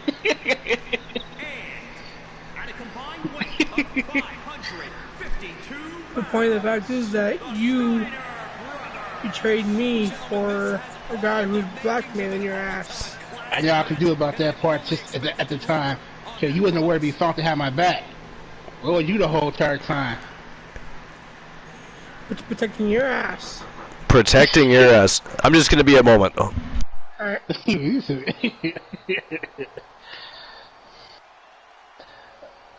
gotta find a new spot to hide, cause she always find you. You gotta find a new spot.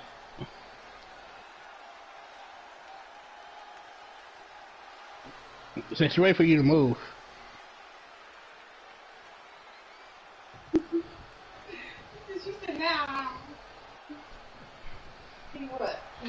This first round tournament match will help determine the landscape of the rounds to come. And no one wants to get knocked out. I need one more knife put right here. So while this isn't the finals, I'm still expecting. Stand on two on the side, and then one more put right You're there. right, Saxton. These superstars have every intention of winning this whole thing, so they'll be fighting hard for the right to move on. That'll break his arm. Vicious. Ripcord. Come on, public enemy, you gotta win this. Yep.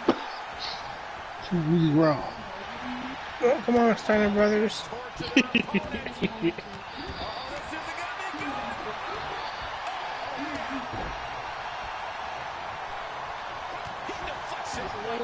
No, she doesn't play well.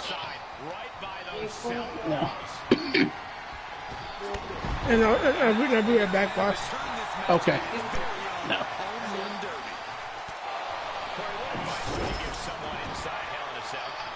Use the cell to your advantage. With the right strategy, you can turn this prison into your most effective weapon.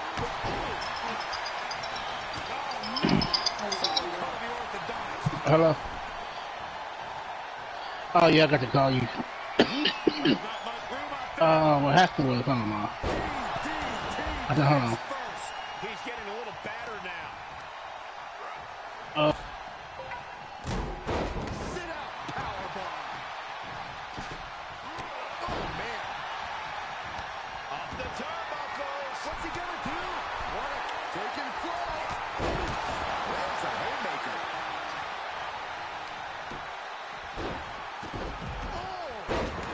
What a smash. And back.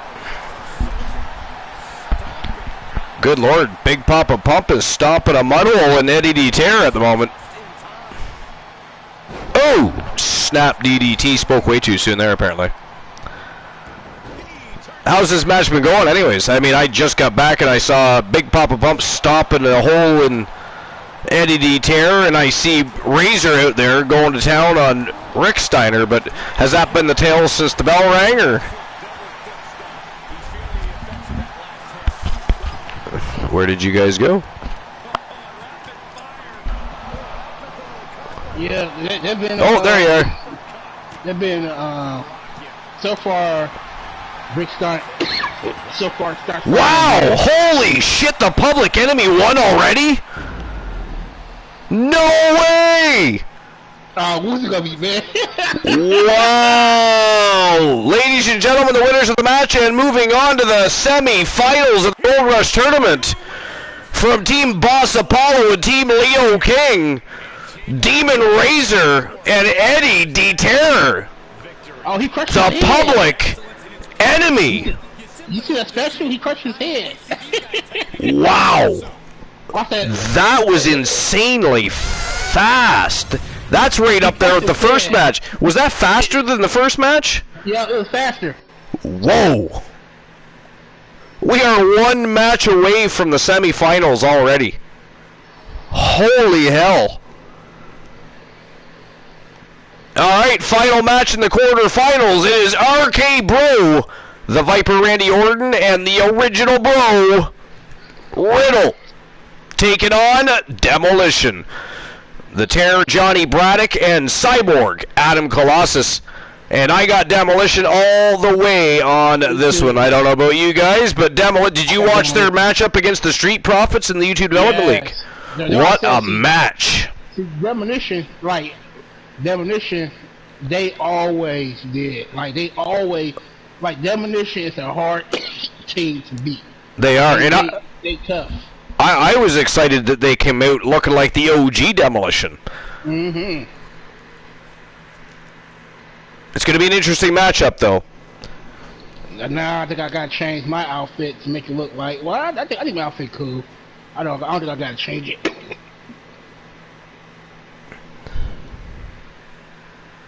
What do you think? What do you think? Or do you think it's all right? Or should I? Oh, I think Demon Razor looks just fine, yeah. Okay, all right.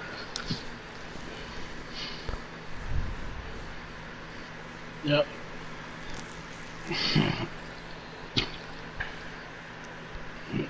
Where'd Woozy go, anyways?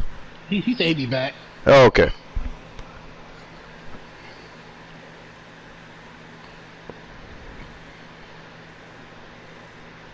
Man, oh man, the first and third matches were unbelievably quick.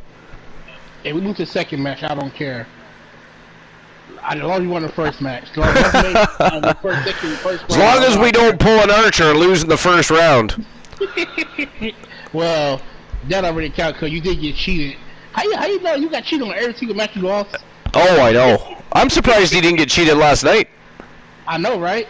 I was so surprised he won that match. I thought when it came down to him and Jericho, I thought, fuck, after all that build up, Jericho was gonna beat him.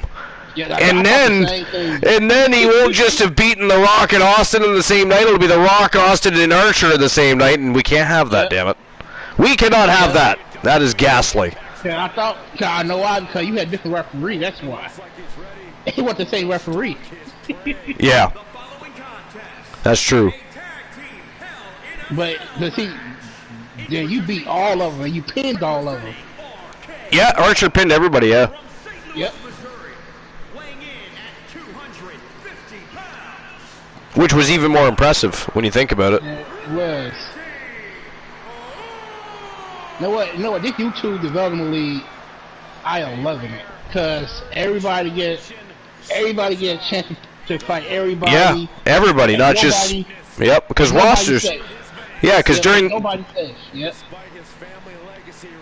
Yeah, well, it's just I was gonna say during the regular season you're split up into different brands, so you might not get to face certain people very often. Where in the YouTube Development League, it's wide open, challenges across the board, worldwide.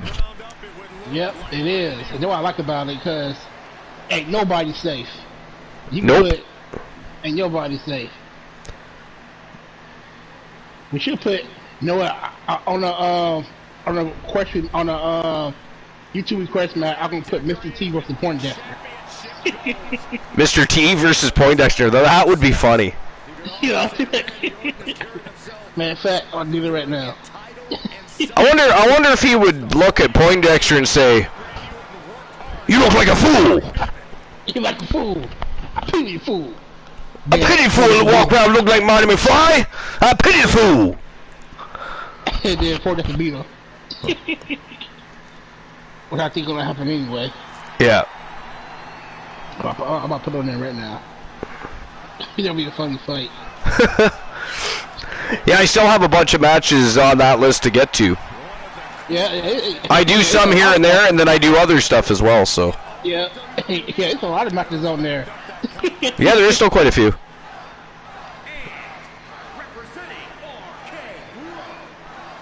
Super King of Bros.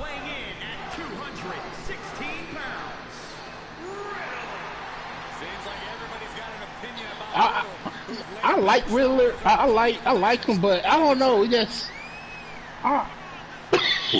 He needs to do something different. Yeah, like that bro character is getting old. Like it was funny at first. It was cool at first. Yeah, it is getting old. Yeah. It's getting old now. He needs to like, cause he did it at NXT, and then he came to the main roster. He's still doing it. I think he needs to turn heel or something. And here comes Demolition. The longest reigning champions in Archerverse history, and of course have won championship gold in singles competition as well. They are highly decorated, and they are monsters in their own right. Mm-hmm. And just yesterday, they defeated the Street Profits. Yep, they did.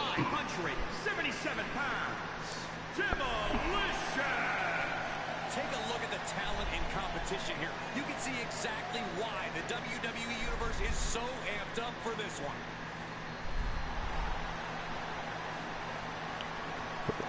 They look like they are ready to go. This is going to be a fight. So it is. I mean, you're not going to see much stellar wrestling action in these matchups. They are cellophane matchups. It is meant to be a fight.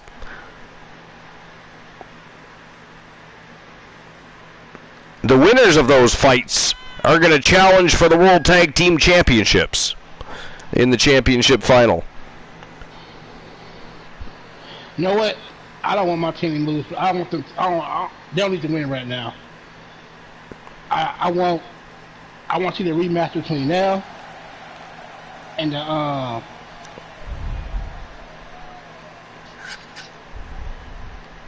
other team called Antichrist.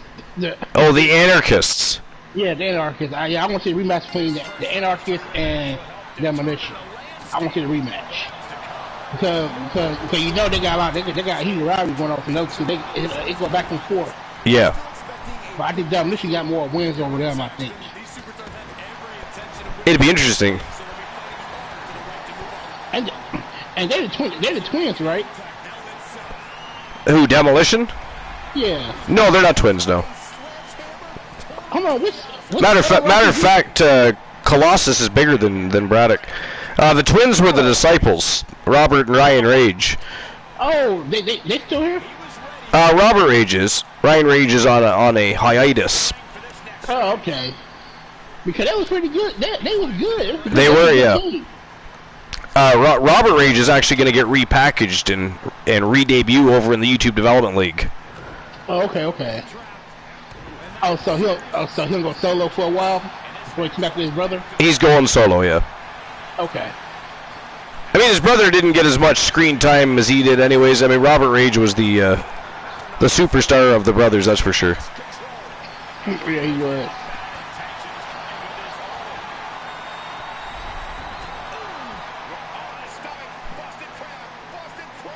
Adam Colossus trying to break Randy Orton in half here. Look at the leg power of Orton, just powers out of that. Mm-hmm.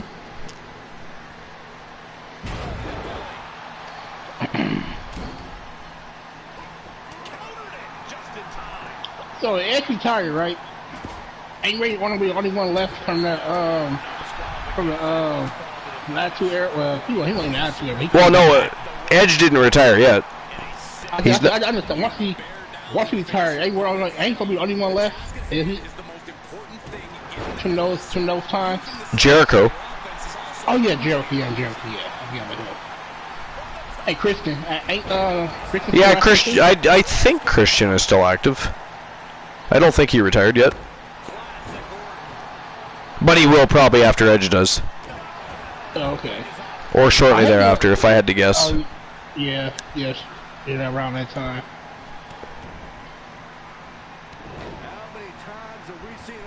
Orton stopping a mud hole here in Cyborg Adam Colossus. And Braddock and Riddle have not left ringside. Whoa! Wow! Randy Orton knocked out Adam Colossus. So the winners of the match and moving on to the semi-finals. The Viper Randy Orton and the original Bro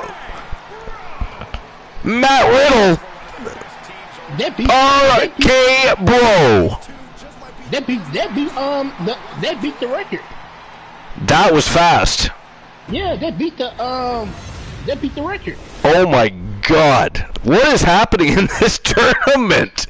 And now we're at the semifinals. If you think that's bad, now these guys have already all been in matches. Now, to be fair, they all ended their matches quickly, so there's that. But still, fatigue and damage, retention are a real thing. If the first matches were quick, I mean, wow, what is happening? The longest match was Undertaker and that was the longest match. And the Anarchists, yeah. The Anarchists, yeah. Yep. I have returned. All right, next match of the night, the semi-final matchup number 1 is the Wolfpack. Poindexter and Doc Brown taking on the Nightmare Damien and Lil Joy Nightmare, the Anarchists. And boss, I see the bracket. Yeah, that's crazy, eh? And how fast that Randy Orton was able to knock out Adam Colossus. And I was only gone for like 5 minutes, and two matches were done. I know. We're already in the first match of the semifinals. Like shit. Right. He's now going 5 minutes and 2 matches already done.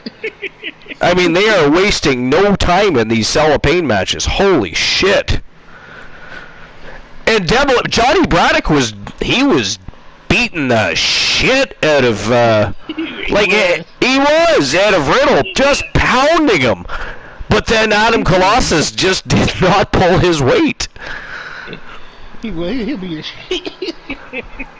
Wow.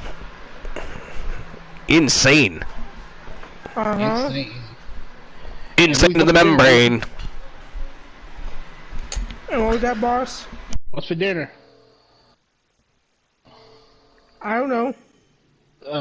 You don't know. Or you don't know. I just don't know. Have to talk to Mama Woos. Every person for themselves?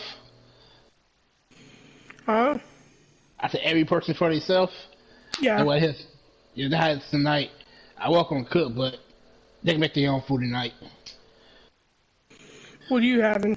There's always a couple of nights a week like that, because then you can eat leftovers that are in your fridge and everything else and get them out of there. So I mean, I think it's a good policy to have at least a couple nights a week where it's fending yourself, especially if your kids are older. If they can't feed themselves and they're not that hungry.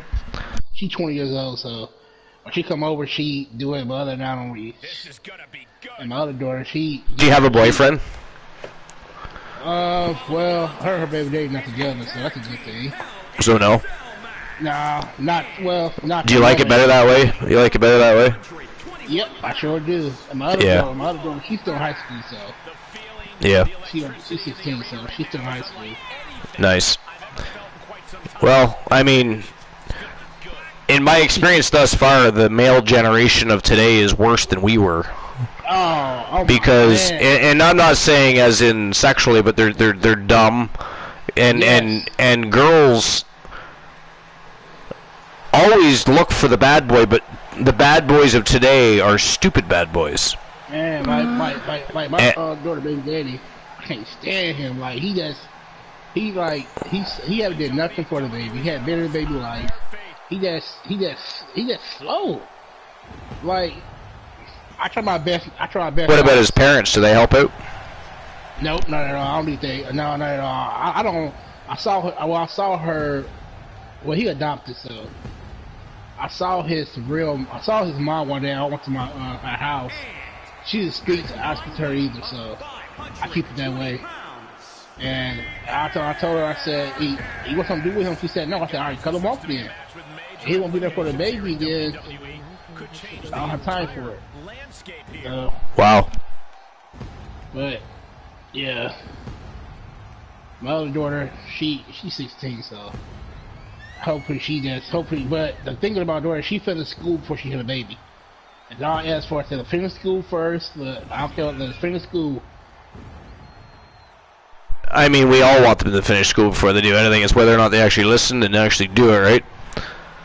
Hey, hold on, is Kane naked? Hold on. Yeah, what the hell is he? That's not Kane. That's the Nightmare Damien. What is even going on? I think it is. Who is that? That's an imposter. Who the imposter? That's not Damien. He got no tattoos or nothing. Hey, what the hell's going on? Who is that? Did he attack him? I don't know. I don't know, but he is a big fucking man. Look at him. Big as shit. I mean, that. He's got no shoes on. Look at the size of that dude. Who is that?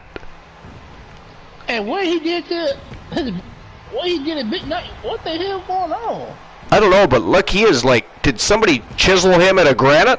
I think somebody better do a steroid test on that boy. Holy Jesus, he is jacked. I think he attacked him, and he don't know what happened yet. Little Joe don't know what happened yet. Wow. Whoa. Jesus Christ. Little Joy Nightmare is scary as fuck. Yes, he is. He got on. That's some serious motivation for them to give this fight their I mean, this is some seriously strange shit. Why is there an anonymous person that we have no idea who it is Yeah, I don't know. in the ring wrestling with Lil Joey Nightmare? Is that Mr. Clean? I mean, is this even legal? What if they win? Can they still go on in the tournament together? Like, how does that work? Like, what? I think that's Mr. Clean. What is he doing here? Mr. Clean is a big motherfucker. Look at him. He needs to lay off with a horse meat or something. I don't know. He is gigantic, and Doc Brown is well, he's in a lot of trouble right now. We are just talking there. Another imposter. We got to see what he's. What is with the people dressing up as? Well, this guy's not dressing up as anybody. We just don't know who the fuck it is. Matter of fact, he ain't dressed at all. He's in a pair of gotchis. Yeah, I know who he is and what he did. And by the way, is he related to Luscious Luther Brody? Is Brody upset because he was released? Yeah, was he? He think he is. And he take all the anger out on Doc He Brown. sent one of his family members that this guy don't eat, just doesn't wear clothes apparently. And he beating the crap out of Doc Brown. Hopefully he doesn't dance. He is pissed about something. Doc Brown is taking a serious beating. Oh, look at this Doc Brown trying to turn the tides here. He tried to. He beating the crap out of Doc. I just want to know who that is. That's all I really want to know. Hey, for real. That makes three of us, Archer. Well, we all want to be And why does he have something against wearing clothing? You know, like, look at that ground and pound on poor Doc Brown here. He whooping the crap out of Doc Brown. I'll tell you, the way that guy is dishing out punishment to Doc Brown, it's going to take a miracle for the Wolfpack to make it through this one. Mm-hmm. But so far, already longer than their first match. Yeah. Oh, Doc Brown coming back. The first match and the third match were a shocker. But then again, look at the last one though. Yeah, the last one was quick. Woo! Like 5 seconds.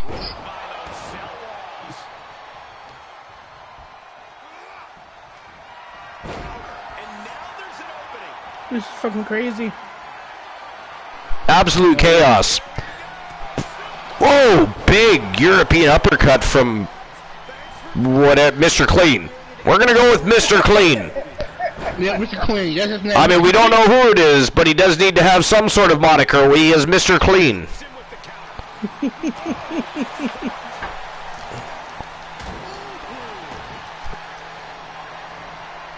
Oh, Little Joey Nightmare going. Oh, Marty McFly sneaks out the door. He just about got a suplex driver from Little Joey Nightmare. That would not have been good.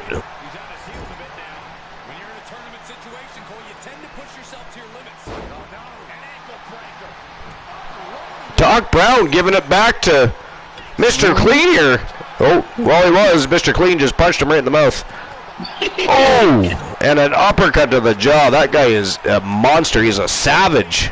Man, he's pissed off something. Oh, threw him into the steel steps. Little Joey Nightmare stomping a mud hole in the chest of Dex.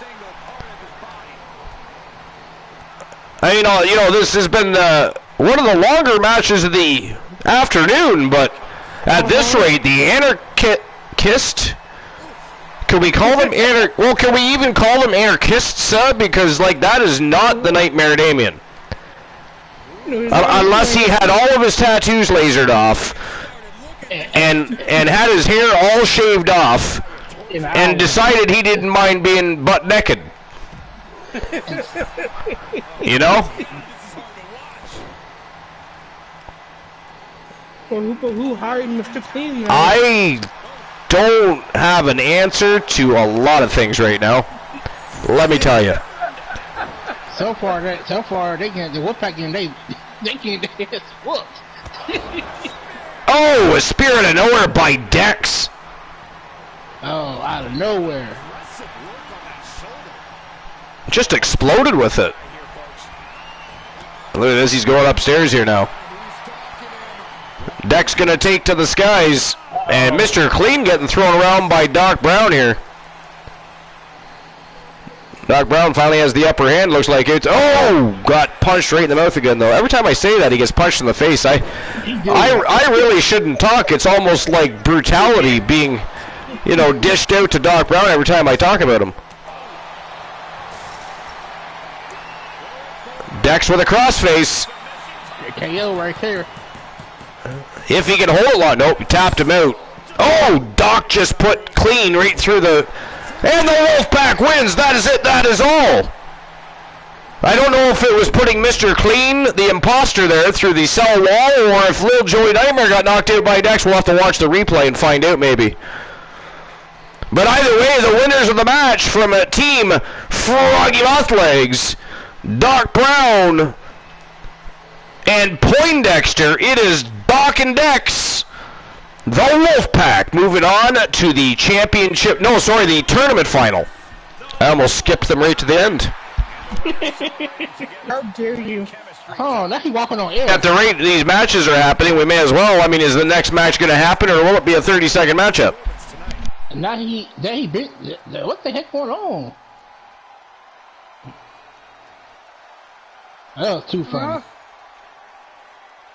No, I'm not 100% sure who actually won that match, if it was Dex or if it was Doc, but I know it all happened right after Mr. Clean got put through the cell wall. So, I'm not sure.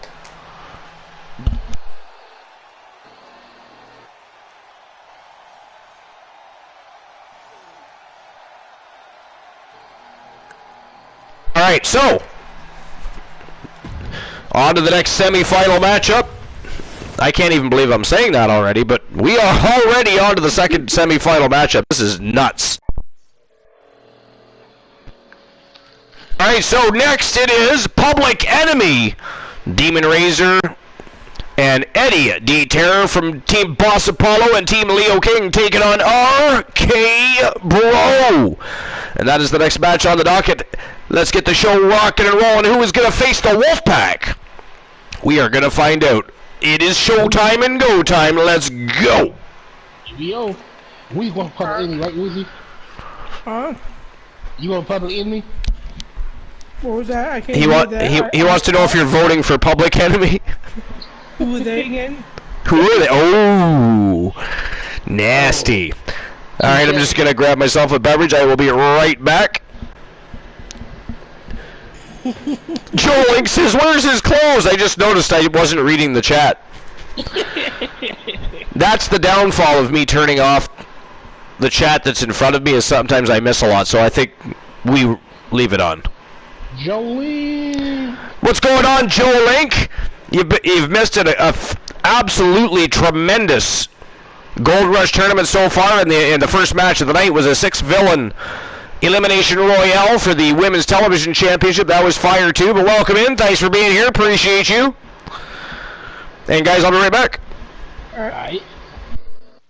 Yeah, boss, who the hell is Public Enemy? I don't know who they are. Well, one time, Demon Razor and Young Blood was teammates until he got betrayed by Young Blood. No, that's not how it works.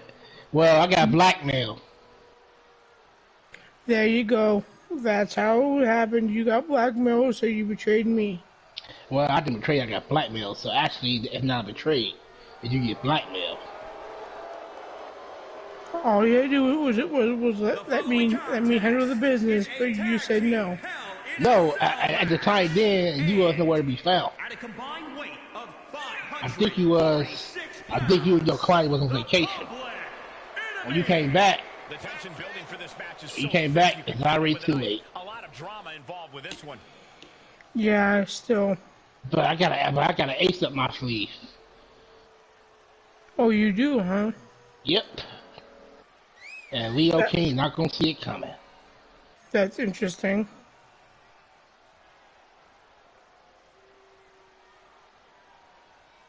That's why Titan G joined the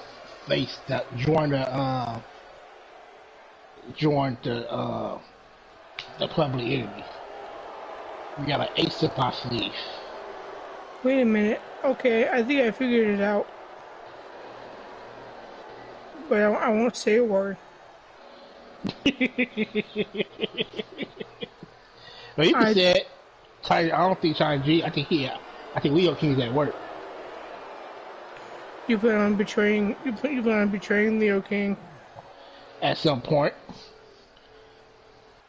You plan on beating him down when he least expects it. Yep. Me and Titan G and his sister and Leo King's sister. Angel's hair. Yes. She gonna betray him too. From St. Louis, Missouri, Interesting. weighing in at 250 pounds, the Viper, Randy. But I think Leo King will see it coming though. Unless he admit his wrong and apologize. Unless he admit his wrong and apologize to you. Yeah, no, I definitely know he's not gonna do that. And the results, well, they speak for themselves. That would be admitting defeat. Well, he wants to stay a public enemy and be out there by himself. The public enemy was me and Returned? Welcome back. GID.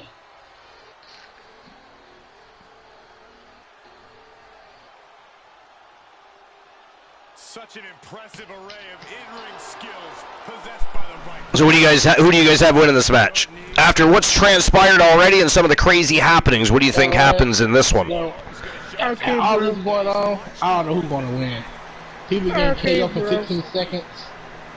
I mean, I understand you clearly want, you know, the public enemy to win, but man, the things that have happened in this tournament so far are inexplicable. I mean, the Nightmare Damien goes missing, and Mr. Clean shows up to replace him.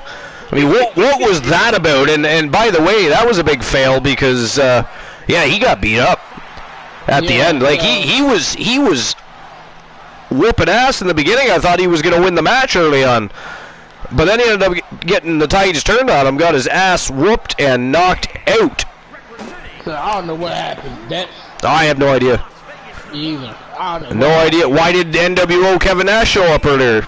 Scott Hall came out dressed as the Outsiders. He came out dressed as the NWO version of Kevin Nash. That was very odd.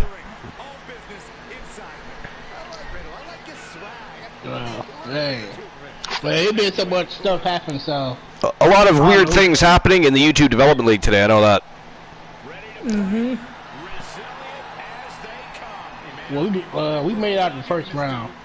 That's still good. We do lose this one. Yep. I agree. All right, let's see who's gonna get the job done.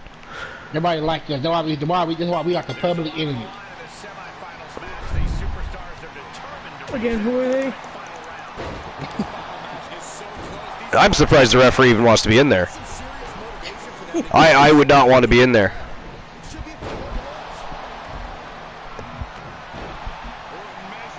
A big fat 0 for me too. Come on, Ray, you get your ass whipped. Oh, damn! Head scissor takedown by Demon Razor. Or was that like a variation of a Hurricanrana maybe? Either way, it sent Randy Orton clear across the ring. Eddie D. Terror and Riddle going at it outside the ring. Oh, not for long. Looks like Public Enemy actually like to wrestle in the ring. Oh, chair shot to Riddle.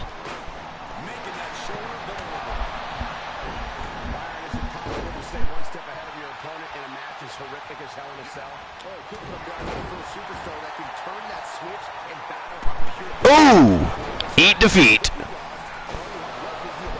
Damn. Bicycle kick. Right in the face of Riddle. Dropped that chair quick, didn't he? Oh, a stunner to Orton. Orton's not knocked out, though. Didn't look like he's feeling very good, but he's not knocked out. He's attempting to turn the tides here against Razor. And Eddie D. Terror just got the chair punched out of his hands, went to nail Riddle in the skull again.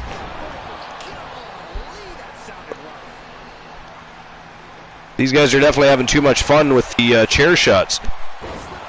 They really are. We get chairs not in the match. Strikes with a kick. He knew that was coming. Ooh. Almost like a spear. It was more of a waist, a takedown, a waist takedown, but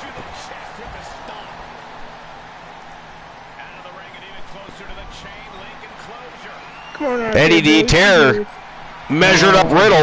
Look at this, he's got a claw on Riddle's skull here, it looks like.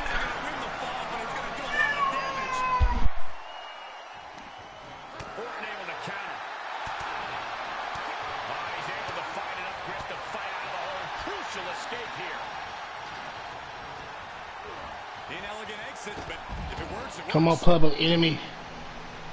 Eddie D. Terror eating the floor out there. Riddle tossed him right over the top rope. Oh, jawbreaker by Orton. Man, oh man. They going. These guys are going to war.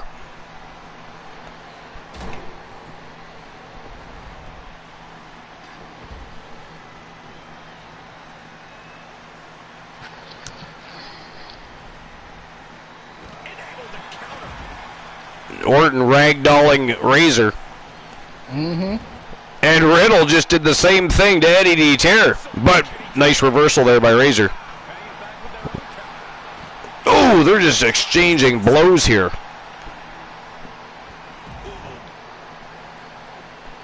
Riddle in control of Eddie D. Terror at the moment, though. Nice retaliation by Eddie D. Terror. Razor trying to put Orton through the cell wall, but Orton fires back. Oh, Razor got put right through the cell wall, and now Orton and Razor are outside the cell. Riddle and Eddie D. Terror still going at it inside the cell.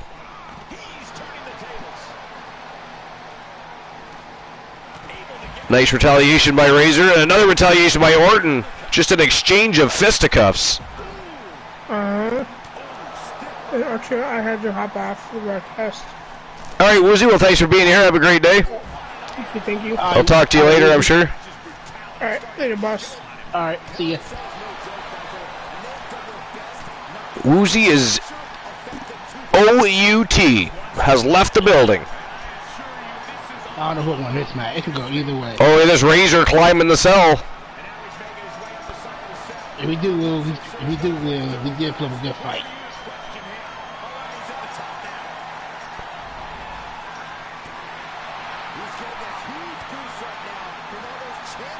Why are you staying? Man, oh man. Oh, look at this. Suplexed him by his head on top of the cell. Vicious. Very vicious. Oh. Oh, stunned him. Man, and now Eddie D. Terror and Riddle duking it out outside the ring, inside the cell still.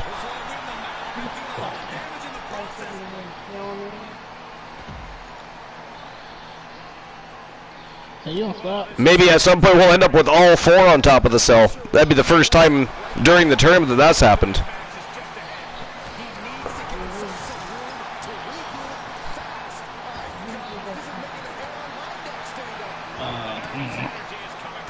Oh, 60 days.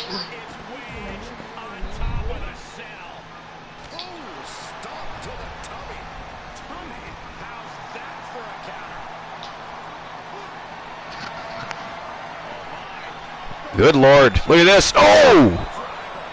Razor with a tombstone pile driver to Orton on top of the cell and still did not knock out Randy Orton. Nope.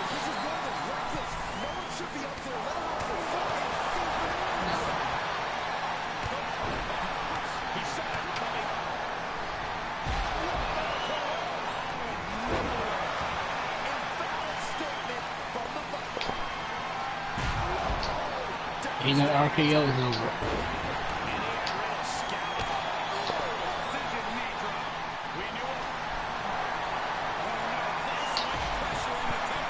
Wow, what a match.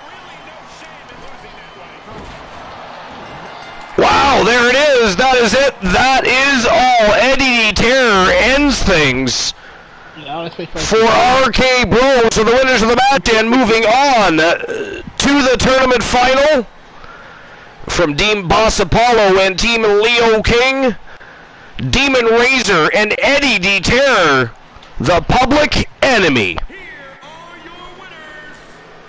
And he RKO'd me twice. So he waits till after the match to go on top of the cell. Look at those barbarians.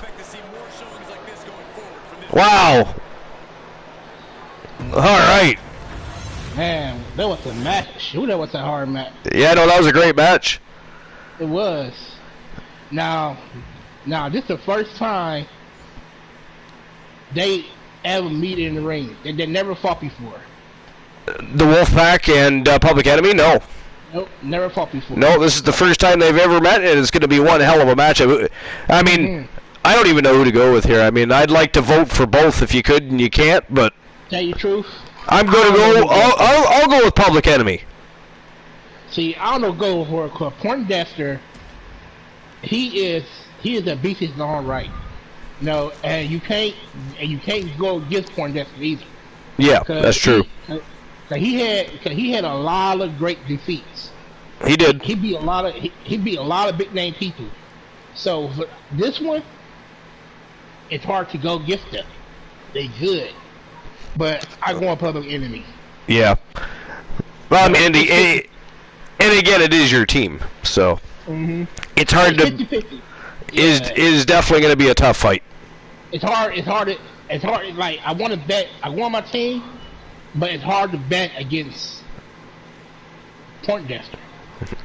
Agreed. And his partner in crime, yeah, known as Doc Brown, whoever that is. I still want to know who Mr. Cleed was. He was actually kind of impressive for a little while there. He was. Maybe you should sign him a contract. And what the hell happened to the Nightmare Damien is the real question. Where did he go? You know, where did he go? I don't know where he paid Nightmare. I don't know what's going on, but yeah, I don't know. When he got in the ring, he went straight towards Doc Brown. He did. Yeah. For the first half of the match, he was the shit out. Somebody wanted Doc Brown out of the picture. That is for damn sure. Yeah. The question is, who is that person? Yeah, I don't know. I have no idea who that was. All I know is the Nightmare Damien went missing, and Little Joy Nightmare come out with some gentleman that looked, assassin. Because, I mean, he was looking unstoppable there for most of the beginning of that match. He was. Looked like Mr. Clean. I don't know. The clean assassin. Yeah, I don't even know what to say about that. Now, by looking at the Wolfpack, you would think that ain't no way they're gonna beat Public Enemy. Yeah. But you look at the defeats over the past months, you'll be like, you know what? I don't know who the bet against. I can't. Cause Poindexter got champion. He got championships he won and everything.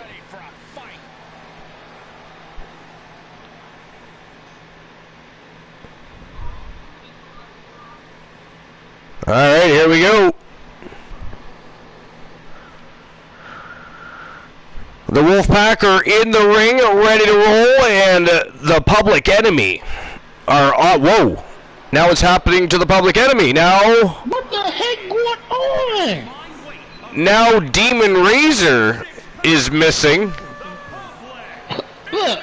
And Mr. Clean is back, by the way. Man, somebody is trying to... Somebody is messing with... I mean, that is not good news for the Public Enemy, because we saw what happened. I mean, did the Wolfpack pay off somebody for? I mean, what is going on in this tournament right now? Yeah. What? That is insane. Where the hell is is Demon Razor and the Nightmare Damien partying somewhere? Like, what's the story here? And who is Mr. Clean? But look what happened last time. Mr. Clean got knocked the fuck out. He did. Man. All the people to replace. You gonna want to replace Demon Razor? Why you didn't replace Leo King? Yeah, right. I don't even understand that either. I mean, at least Demon Razor would have been the veteran choice. Yes, that's what I'm saying. You know what? That's a big dude. He's a big dude too. He is a big dude. But look how much bigger Eddie D. Terror is still in comparison. Yeah. It's crazy. And when Eddie takes off that helmet, his hair just poofs, doesn't it? It explodes like a chia pet. This is crazy. Whoa! Dex is going to have fun with Mr. Clean. Is that the same Mr. Clean? That guy looks smaller. So who the hell is that then? Yeah. That is not the same guy. I thought it was the same guy that came out and replaced the Night. That is not the same guy. He is much smaller. So, I like that for a minute. So it's another assassin? That is wild. What is even... And why are there so many people in their underwear with shaved heads showing up to the tournament to, for whatever purpose, replace participants in the tournament? I don't even know how to explain any of this or what to say about any of this. So we got two rogue assassins.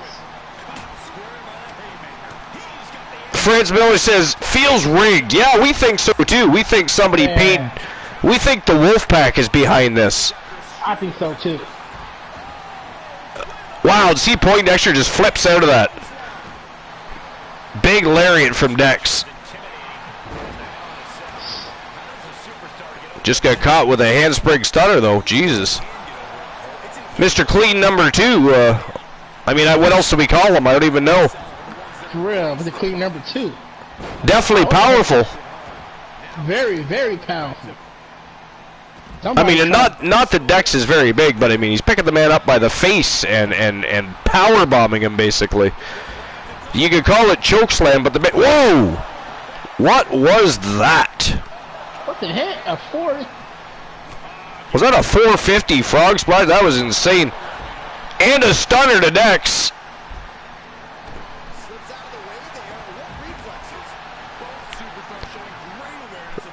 This is some crazy shit.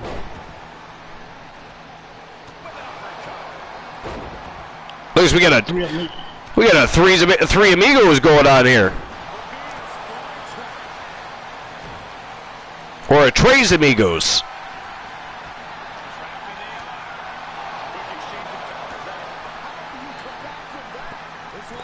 And he's got a crossface locked in tight here. Not that he can tap Dex out, but that's not helping Dex's campaign in winning this matchup. Not at all.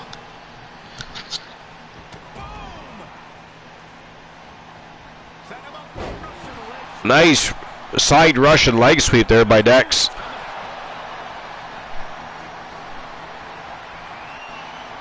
Oh, look at this.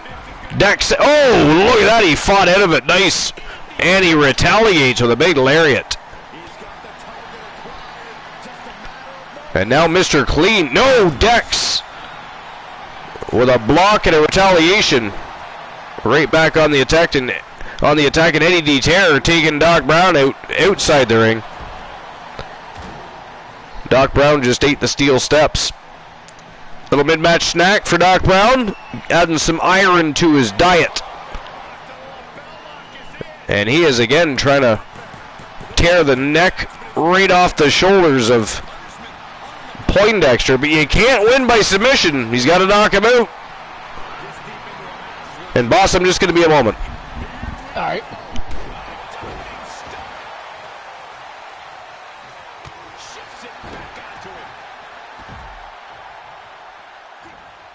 Attack from behind. Neck breaker. He's lost some of his wind now. Snapshot suplex. Soaring European uppercut. Standing drop kick. Great ups.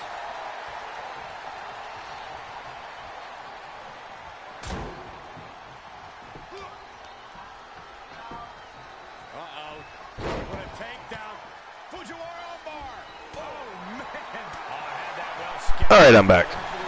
All right. All right. So far, this is one of the longest matches of the tournament, I think. For real.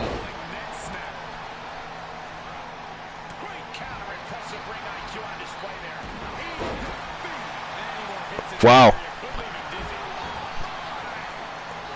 I come back to chaos. I left with chaos. This whole match has been just insane, especially with the addition of Mr. Clean number 2 here.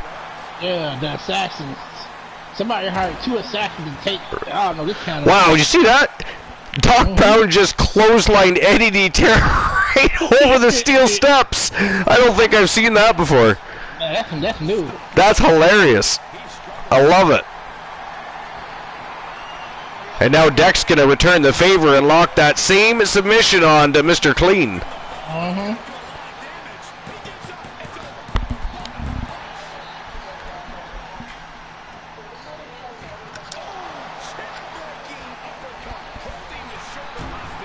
Oh! Eddie DeTerra did it right back. Clothesline dot. Whoa, there it is! It looks like Mr. Clean passed out from the cross-face submission hold. So the winners of the match from a team of Froggy Moth Legs, the Professor Poindexter and Doc Brown, they are the Wolfpack. And I say there's a lot of fuckery going on. Have you ever noticed that these Mr. Cleans keep showing up and lose, and they're causing losses to teams that I believe in this tournament would otherwise have won. Yeah, we would have. Yeah. I think the Anarchists got screwed. Now the Public Enemy just got screwed. I mean, if the Wolfpack wins this tournament, could you imagine? I feel like the fix is on. I think the Wolfpack is behind this. They wanted to make sure they got through to at least the championship final here. The Antarctica got screwed. The Public Enemy got screwed. That's crazy. What's next? I don't know. Let's find out if they can win the tag team titles, because that would tell a tale, wouldn't it? Yep, it would. But up next, yeah, at least it is supposed to be, folks. I mean, it was also supposed to be the Public Enemy, as in Eddie D. Terror and Demon Razor, and we got Eddie D. Terror and Mr. Clean Jr. And then we were supposed to have the Anarchists, and we got Lil Joey Nightmare and Mr. Clean Sr., so we're not really sure what's going on here, but it is supposed to be. I would laugh if it happened to the Wolfpack, but of course that's not going to happen, is it? It is supposed to be, ladies and gentlemen, J.R. Jack and the great champ Jackson, the primetime players, the reigning defending Internet Wrestling World Tag Team Champions versus the Wolfpack, Poindexter and Doc Brown. What we're going to have, I don't know. We're going to find out, because that match is next. Let's go. It is championship gold time.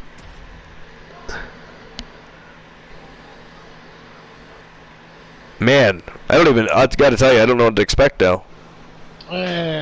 How did two teams get screwed back to back? When these assassin clean characters.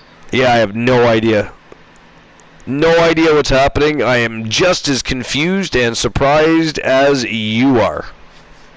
Yeah, I'm pretty sure, Matt, like I said, I'm not counting out Poindexter and his team, but yeah, matches that we know I know for a fact, but that I know we might would have won if we really had my original client for my team and the Antarcticus.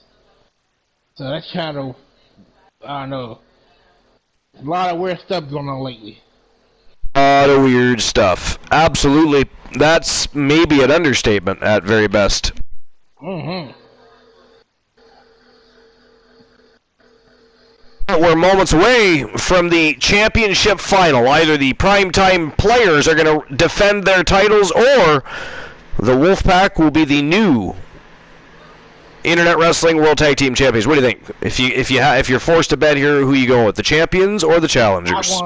I want with the champions. I mean, providing they all actually show up. Yes. You know, again, if one of the primetime players don't show up, we know the fix is on, right? Yep. So you notice both of the assassins, the Queen Assassin, they both got knocked out. Yeah, they did, yeah.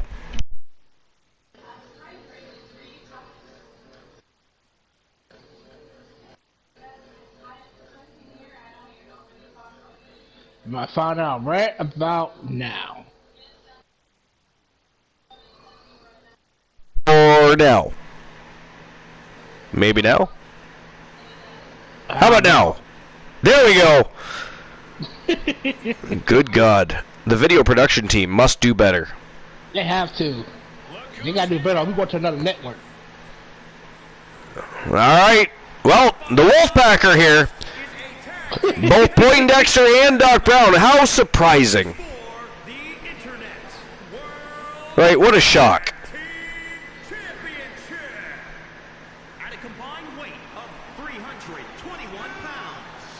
This happened the third time. I am done. That means the Wolfpack paid or had our client kidnapped. I agree. If one of the primetime players go missing and you know the triplet of Mr. Clean comes walking out to the ring, I give up. I clearly the Wolfpack was meant to win this tournament. Mhm. Well, we're going to find out. Here they come, or here they are, well, supposed to be coming. What the heck is going on? Here we go. Wow, both champions are here. We're going to have ourselves a fight. It looks like they couldn't pay off the champions. Nope, they couldn't. They could not pay off the champions. And by the way, how dare Demon Razor take money to be bought out of a tournament? Yeah, I know, right? Demon Razor and the Nightmare Damien both bought out of the tournament. But the Wolfpack were not able to purchase the champions. Nope, they sure wasn't.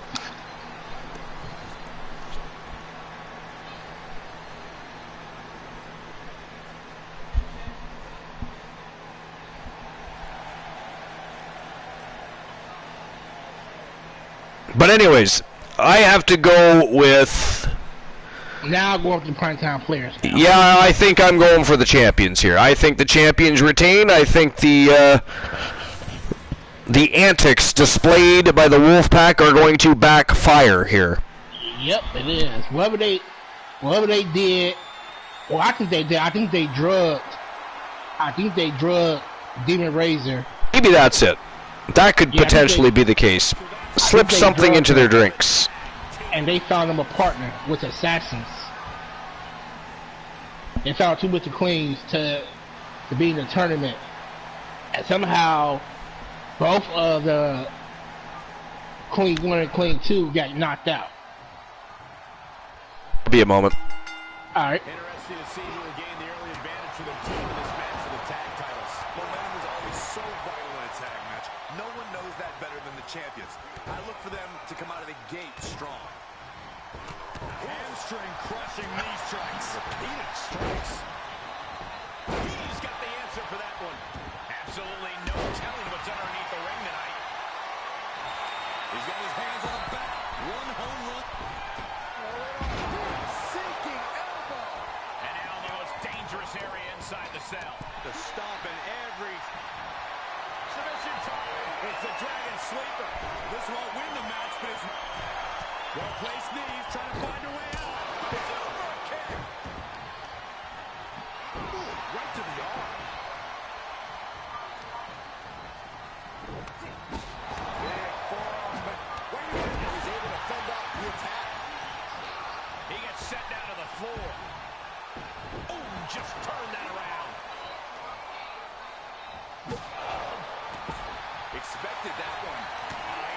coming. He just barely dodges. Got him up. Jumping stop to the gut. Well scattered reversal there.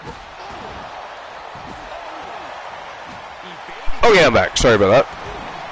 All right, what have I? Oh, Jesus! The great champ Jackson with a baseball bat. Dex trying to tear the head off of J.R. Jack's shoulders.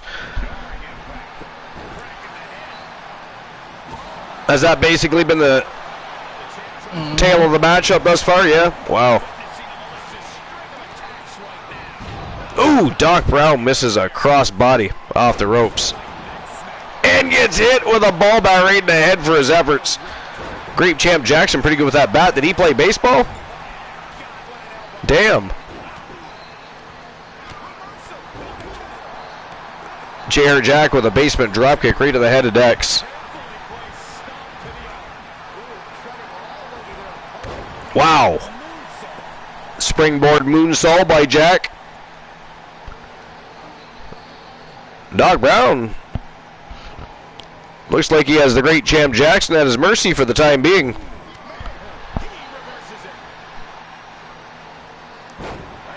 Wow, nice takedown by Dex. I mean, they're being forced to fight this time at least, boss. I know, right? Somebody just went through the cell. Triple German suplex by Dex. Oh, didn't go through it, just got thrown into it, I guess. I thought somebody went through the cell. I was mistaken. Ooh, down to the floor goes J.R. Jack. In the middle of a match, you don't want to be thrown 9 feet to a floor.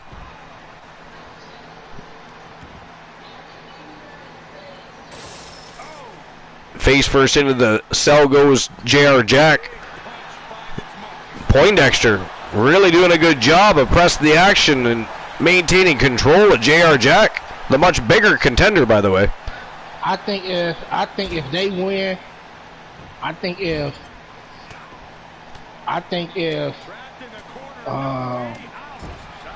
Wolfpack win, they should get a rematch. Right? A three-way tornado tag, a three-way match against the Anarchists, the Public Enemy, and who and the Wolfpack if they win. Yeah. Yeah, it Wolfpack win. Yeah.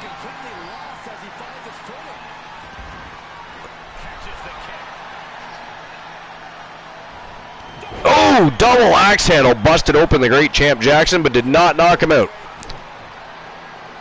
Oh, Doc Brown, future shock DDT. You know what? That was funny. You do a rematch, right? They still do the same thing. He's gonna do it again. Oh! Right here. Still didn't knock him out, man. Dang, he's tough. That great champ Jackson's got a chin of iron. Yes, he did. Oh, and that's it. Doc Brown with a DDT knocks out the great champ Jackson. So, ladies and gentlemen, the winners of the match and new Internet Wrestling World Tag Team Champions from Team Froggy Boss Legs, the Professor Poindexter, a.k.a. Marty McFly, and Doc Brown, representing the Wolfpack. Wow. And the official calls it clearly. They cannot fight any longer. I thought the defending champion had this well in hand, but the new champ had other plans. It just goes to show you anything can happen in WWE. That was an incredible tournament up until the point where people started going missing. Then it got a little bit strange. But we have new Internet Wrestling Tag Team Champions, the Wolfpack. Well, ladies and gentlemen, that is it. That is all for episode number 372. It was a great show. Great way to kick off the show with that 6 Vixen Elimination Royale. It was a great matchup. Britt Baker retained her title. What a match it was. And the tournament was fire. Again, it got a little weird when people started disappearing. Oh, yeah. ended up with brand new tag team champions. But I'm telling you, it sure seems to be like the Wolfpack bought their way through that tournament to make sure they didn't take too much damage so that they could still have a better chance against the primetime players.